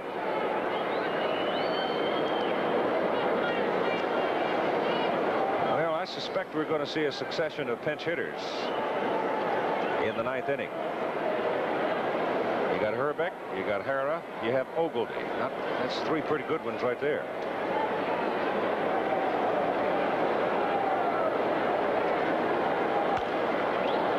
Pops him up on the right side. Murray coming down. Parrish going after it. Oh, look at that Parrish hustle. What a play that was. I'll tell you, that Parrish has put on some show. Boy, this is a good play as you'll ever see a catcher make, and he gets out of there in a hurry. He doesn't lollygag around, and he makes a fine play. Even the national dugout was applauding the effort. So, for the National League, as we roll along, 4-1, and we'll be back after this message and a word from our local stations. What made Chevy Chevette the best-selling small car in America last year? All the standard features: reclining front seats, AM radio, shift console, white striped tires, fold-down rear seat, and lots of other things. Is the Chevette's great gas mileage? A big 30 EPA estimated miles per gallon, 42 estimated highway. Could it be Chevette's low price? It's still one of the lowest priced Ford or hatchback sold in America, foreign or domestic. Could it be that Chevy Chevette is America's best small car buy? I I've got an unfair advantage over these guys. My looks? No, are you kidding? I've got the Gillette Atra. They don't. It's got the advantage of a pivoting head. Atra's better than twin-blade razors that don't pivot. See? They don't always stay on my beard, but my Atra pivots to keep both blades on my beard longer. I get a better shave. See? Close. Comfortable. Get the Gillette Atra and get the Atra advantage. So who said life was fair? Wednesday. Divorce. An act of passion leads to a deadly crime and dynasty. Does your car stay turned on long after you've turned it off? Exxon gasolines can help put a stop to that now. Exxon Unleaded is one unleaded regular that's often good enough to stop dieseling in cars that appear to need premium. So try it and save. And if you still need more octane, try Exxon Extra Unleaded. If you have a car that just won't quit, get Exxon. Quality you can count on. Watch Action News after All-Star Baseball tonight. A special presentation of ABC's Major League Baseball Friday night, Kansas City at Boston and Chicago, Milwaukee. The Times reflected their check your local listing for the game in your area. Here comes the first of the pinch hitters now for the American League as we go to the top of the ninth inning. The National leading 4-1. It is Ben Ogilvy swinging a bat there, standing just in front of John Stearns, who is now catching the New York Mets, and Lonnie Smith has gone out into left field, replacing Dusty Baker. There's a sign here in the arena, Keith, that says "Le Smoked Meat," referring, I suppose, to the American League.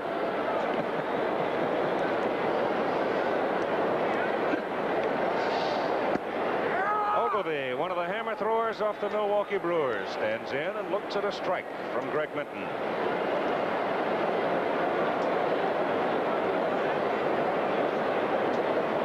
Howe and Hume remain in the bullpen for the National League. Well, that's just what I said before, how Tommy set up that pitching rotation. Rogers a right-hander, Carlton a left-hander, Soto right-hander, Valenzuela left-hander, Minton right-hander, and he's got a right and a left going in the bullpen. Ogilvy took it, and it's 1 ball and 2 strikes.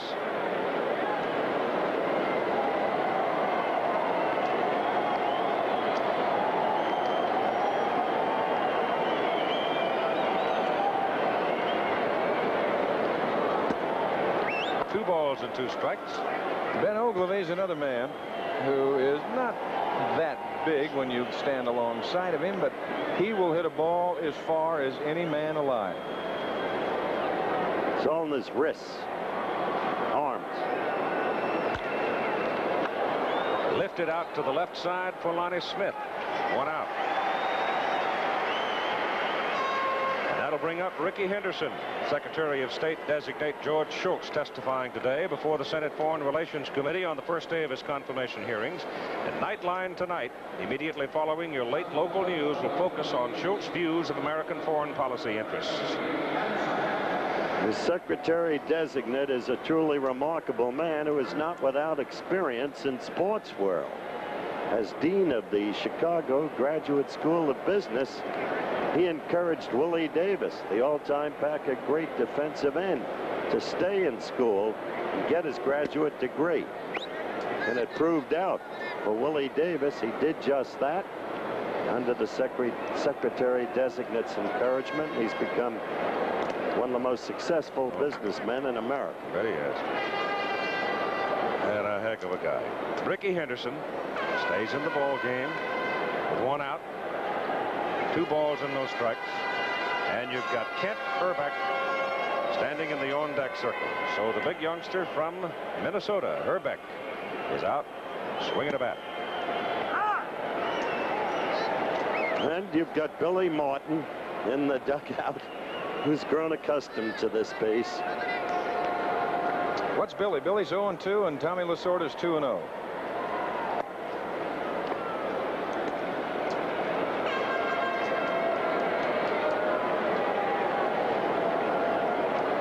Billy down in the dugout. There's not much you can do if you don't get runs.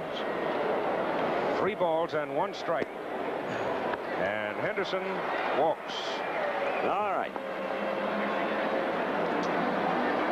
so that brings up Kent Hrbek in his first Major League game. This youngster hit a home run in the 12th inning off George Frazier to beat the Yankees at Yankee Stadium in 1981. Remember this shot? I'm sure many of you watching saw it. He got all of it and nailed it out of sight. What a big, good-looking kid he is. As Lasorda goes to the mound now to talk to Minton, and he's going to go to the left-hander, Steve Howe. So Lasorda using his pitching staff. As the big left-handed swinging fella from Minnesota comes up, Howe comes in, and we'll be back. Football fans will sit through almost anything to watch a good football game. Here's in television NFL football. Come on.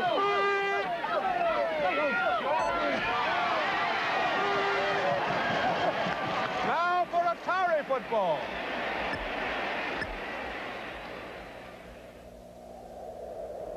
Hey, where'd everybody go?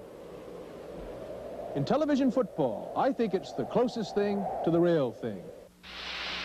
Chevy's out to blow away the confusion about pickups with the new size Chevy S10 with available V6 power the imports don't have. Chevy S10. V6 power to tow twice as much as any foreign import pickup. Carries heavier payloads than many standard full-size pickups. V6 power with gas mileage ratings even the best-selling 4-cylinder import when equipped with a 5-speed transmission can't beat.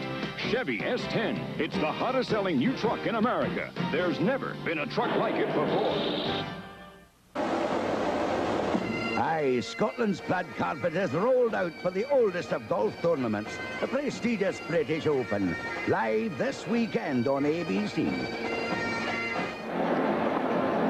The Los Angeles bullpen has not had a great season. And despite those impressive numbers there for Steve Howe, he has not been as sharp as we have seen him in times past, though he has pulled himself together and says now he feels good and has regained the Bulldog confidence that any successful relief pitcher's got to have. And so here is young Kent Hrbek of the Minnesota Twins. And look at that. Just a year ago was in Class A ball.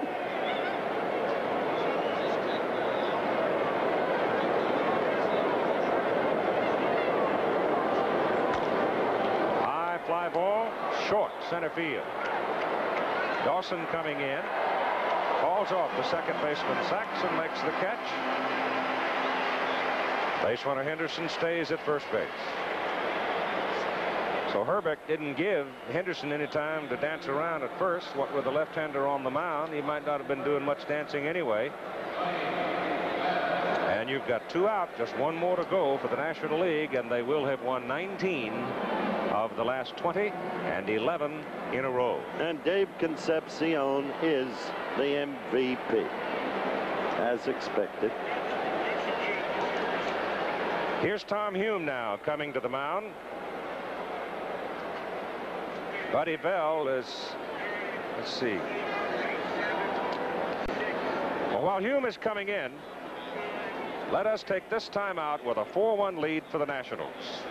What a spring and summer we've been having at ABC Sports. In May, long-shot Gato del Sol won the Kentucky Derby, overcoming poor post position and a huge field for a stunning upset.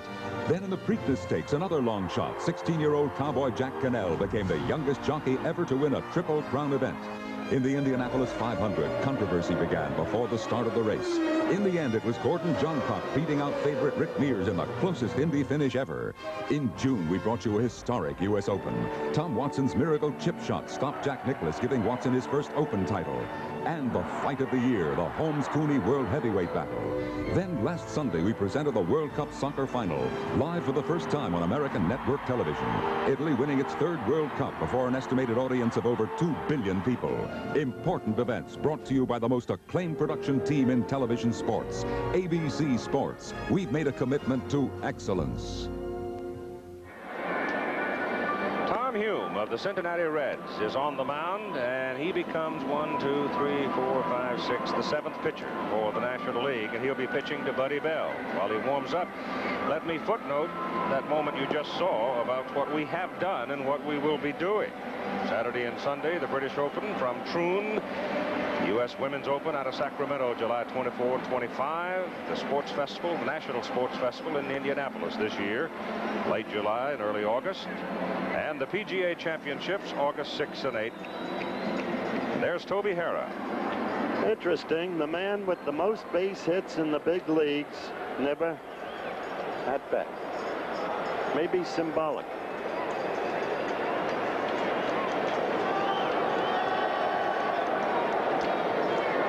Well, let's see what Mr. Hume can do with Mr. Bell. 1 out away from nailing it down. Thomas high with his first pitch for ball 1.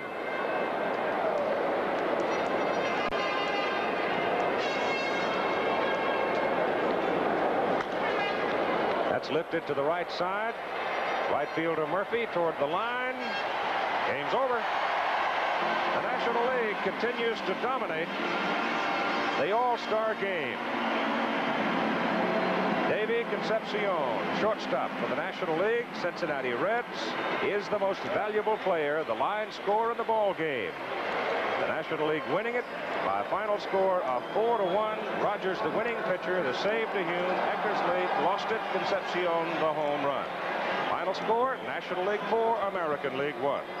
Clip provided by the Goodyear Tire and Rubber Company. Travel arrangements made through and promotional fee paid by United Airlines. United flies more people to Hawaii than any other airline. That's what Friendly Skies are all about. Coverage of the 1982 All-Star Game has been a presentation of ABC Sports, recognized around the world as the leader in sports television. Tomorrow on ABC's World News Tonight, the Kansas City Hyatt, 1 year after disaster. Have the victims recovered from the horror? How safe is the hotel now? Plus the final report on Love Canal. Is it still a health menace? ABC News, uniquely qualified to bring you the world.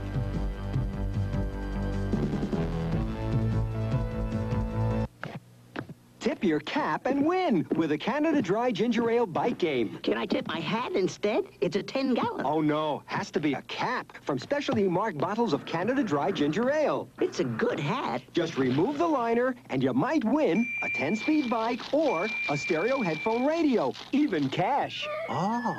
Tip your cap and win in our bike game. Look for details where you buy Canada Dry Ginger Ale. Gee, couldn't do that with my hat. There's one German car that's born to challenge the most challenging roads. That's at home on the tightest turns and the steepest grades. That gives you remarkable performance, razor-sharp handling, and a rarely equal feel for the road. But it's not the German car you are thinking of. It's the Volkswagen Jetta. And it's only $79.90. Surprised? You will be when you drive one. Peter Allen in person tomorrow on AM Philadelphia.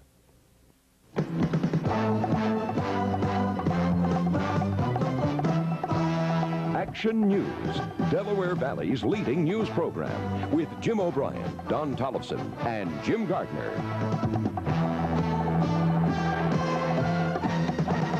Tuesday night, Jim Gardner's on vacation. I'm Mark Howard. Emergency crews work overtime tonight on a Camden highway, and Colin McNeil reports on the disappointment at the Penn Shipyard in Chester.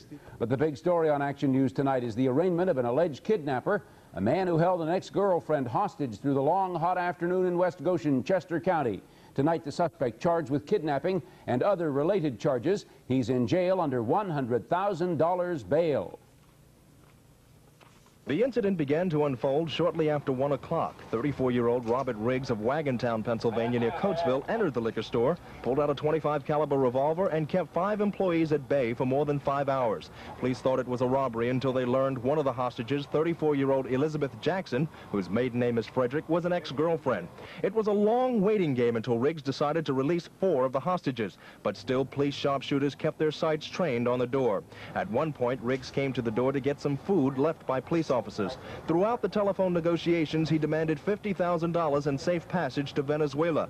Parents of both the gunman and hostage stood vigil and at times broke down from the emotional strain. But it wasn't until his pastor, the Reverend Raymond Leslie of Parksburg, talked to him that Riggs decided to release Miss Jackson and give himself up. Did you have any indication during the negotiations or during the standoff that you might lose this one, or was everything running pretty smoothly? The negotiators felt that things were going pretty smoothly, and we had it pretty well in hand.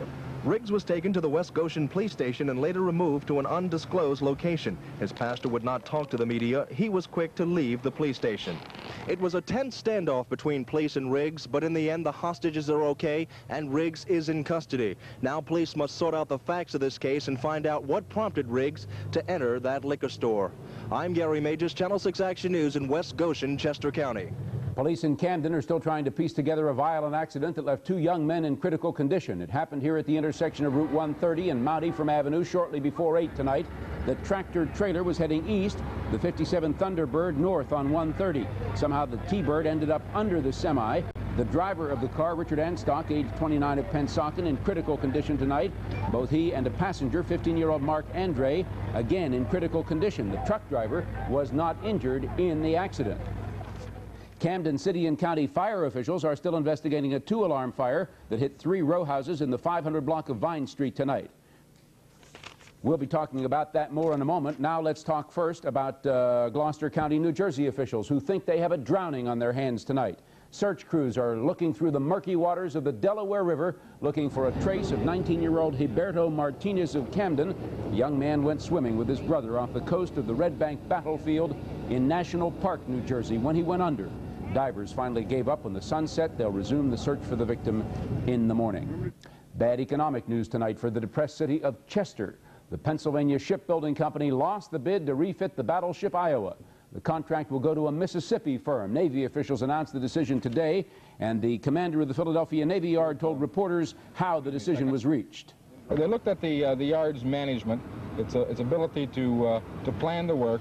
They looked at the yard's resources, and they also looked at the yard's capabilities.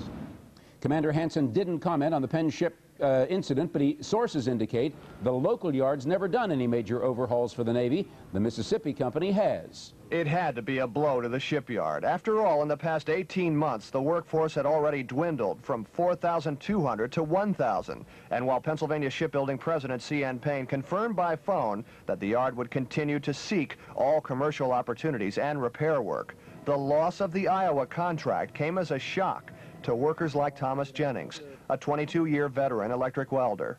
I think it was really a disgrace, a shame. It knocked all the hopes down for the men. I've been here since I was 13 years old, and I kept hearing Chester going down, going down. Now I can see it.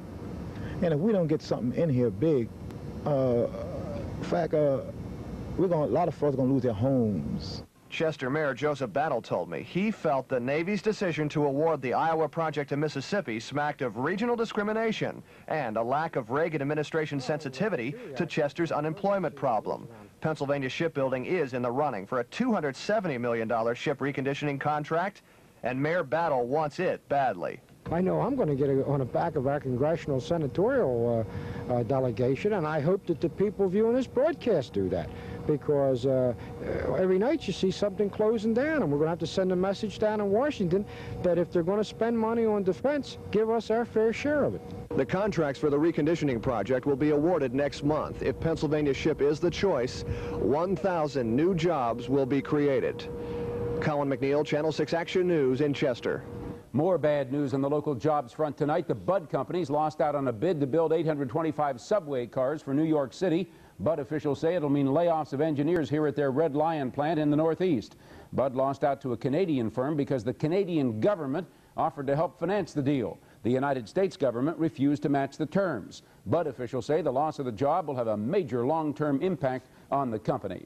On the other side of the job picture, several hundred A&P workers start going back to work in the morning. Preparations went on today. The A&P at Progress Plaza in North Philadelphia and Society Hill will reopen under the new name Super Fresh Supermarkets.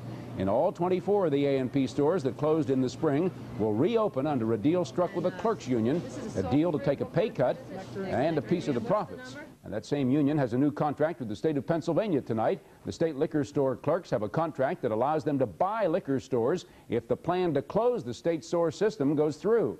The clerks, meanwhile, get an 8% raise in each of the contract's 2 years.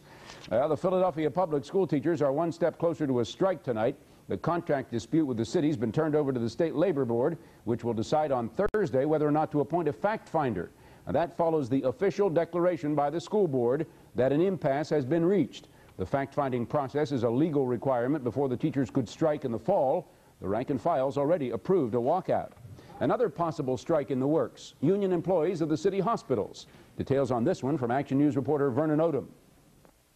Shop stewards representing 13,000 members of the local hospital workers union met tonight to sanction a possible illegal strike against as many as 13 local hospitals, including the three biggest, Hahnemann, Temple, and Jefferson. But the issue is not wages. Their contract does not expire until next summer. The issue is the kind of health care that poor people are getting at local hospitals in the wake of Reagan cutbacks at the federal level and Thornburg cuts at the state level. 1199C's president Henry Nicholas says the cuts in Medicaid money mean the poor, and especially the uninsured, are getting short shrift when they seek non-emergency treatment. With the hospitals not in a position to transfer those courses, unless there is dire emergency, they are not going to admit a patient who is not able to pay, even though that patient might require admittance. Plus, thousands of their own members' jobs are threatened because some hospitals are laying off, and Nicholas says 3 major ones could close down, period, under the weight of the slashes in government funding. And what about the potential dire consequences of a union striking in violation of their existing contract? We believe that our community-based organization are solid in terms of that. We believe that this community will come to our defense as our members are preparing to come to theirs. City officials are already talking with Harrisburg about ways to satisfy 1199C and avoid an illegal strike. No firm deadline has been set for a strike yet, but the increasingly powerful hospital workers union appears ready to play hardball with the city and the state, charging that health care for the poor in this city has reached a crisis situation. Vernon Odom, Channel 6 Action News in Center City. We have the first serious charges tonight in the 1982 Pennsylvania gubernatorial race. Democratic candidate Alan Erdl charges campaign irregularities by the Thornburg people. Erdl says the Republican campaign is helping out with letters mailed by private individuals, but not admitting their role in the literature. Erdl wants the state attorney general to investigate. The governor's campaign manager called the charges, quote, desperate and childish. President Ronald Reagan took his proposed new federalism on the road today. Mr. Reagan made a whirlwind tour of Baltimore, checking out areas of urban renewal, then telling a meeting of county officials that his trimmed-down proposal is ready for the Congress. The new plan still calls for the federal government to take over Medicaid. The states would then assume full responsibility for aid to dependent families. The big change is federal retention of the food stamp program, but overall, this new federalism calls for $40 billion worth of social programs to go back to the states to handle as they see fit. The president's nominee for Secretary of State sailed through his first day of Senate hearings today. George Shultz testified at the Senate Foreign Relations Committee on a variety of subjects, most controversial of which is his view on the Middle East. While Shultz said he would continue to recognize this country's support for Israel, he indicated what has been called his personal leaning toward the Arabs. The crisis in Lebanon makes painfully and totally clear a central reality of the Middle East. The legitimate needs and problems of the Palestinian people must be addressed and resolved urgently and in all their dimensions. Shultz's approval is expected to be approved by the Foreign Relations Committee tomorrow afternoon and by the full Senate on Thursday. In the Mideast itself, the situation tonight seems to be going from bad to worse. The ceasefire around Beirut is holding, but U.S. envoy Philip Habib told Lebanese President Elias Sarkis today that his efforts to settle the dispute are fading. The PLO made a new set of proposals, but Israel rejected them. An estimated 35,000 Israeli troops are poised to attack West Beirut. So far, the PLO refuses to leave the city. Coming right up on Action News, the first lawsuit in the Louisiana plane crash. The plaintiff is the father of the so-called miracle baby, the tiny survivor who lost her mother and sister. We also have more all-star highlights with Don Tollefson, plus Jim O'Brien with a 5-day forecast from AccuWeather. We'll be right back. This is the month.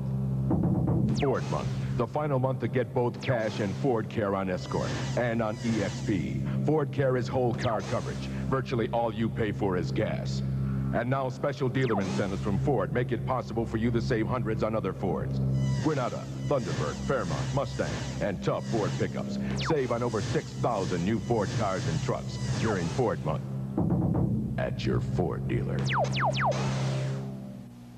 If you've got blonde hair, red hair, dark hair, or light hair, curly hair, straight hair, lots of hair, or just a little hair, McDonald's has something for you. A free bottle of Vidal Sassoon shampoo. For every breakfast entree or Big Mac sandwich you buy, McDonald's will give you a 1-ounce bottle of Vidal Sassoon shampoo free.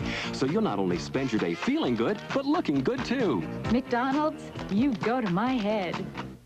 You're looking at the most exciting innovation in long distance since the telephone. This is my telephone, so what's exciting? Sprint, because Sprint can save you up to 50% on long distance using just your push-button phone. Oh, sure. Sprint specializes in long distance. I could use the specialist. Well, if long distance is costing you $25 a month or more, call Sprint. What's that number? 800-521-4949. Sprint, the long distance specialist. We started to tell you a bit ago that Camden City and County fire officials are investigating a 2-alarm fire. It hit 3 row houses tonight in the 500 block of Vine Street. Fire broke out shortly after 7:30, took only a half an hour to bring under control. Fortunately, all the residents got out safely. The cause, however, is still under investigation. The first of what's bound to be an avalanche of lawsuits was filed today in connection with the crash on Friday of that Pan Am jetliner in Louisiana. A $70 million lawsuit filed by a Michigan couple. They lost 3 daughters and 3 grandchildren in the fiery crash. And the father of this baby girl filed a $15 million lawsuit against both Pan Am and the Federal Aviation Administration. Gabriel Trahan lost his wife and another daughter when his home was incinerated by the falling airliner. The 16-month-old baby Melissa is being called the disaster's miracle baby. She was pulled from the rubble of the crash at her Kenner, Louisiana home, suffering only second-degree burns of her feet. Meanwhile, the grim business of cleaning up from the disaster continues as investigators probe for the cause of the crash. The death toll in the tragedy, by the way, went up tonight officially to 154. One of the victims was 7 months pregnant, and a coroner today issued a death certificate for the unborn child. At least 4 people killed today when 2 passenger trains collided in Alter, Belgium. Authorities say one of the trains ran 3 caution signals at 85 miles an hour before it smashed into the other train. In the Persian Gulf tonight, Iran says its troops overran Iraqi border positions. The fighting broke out late tonight. Iranian forces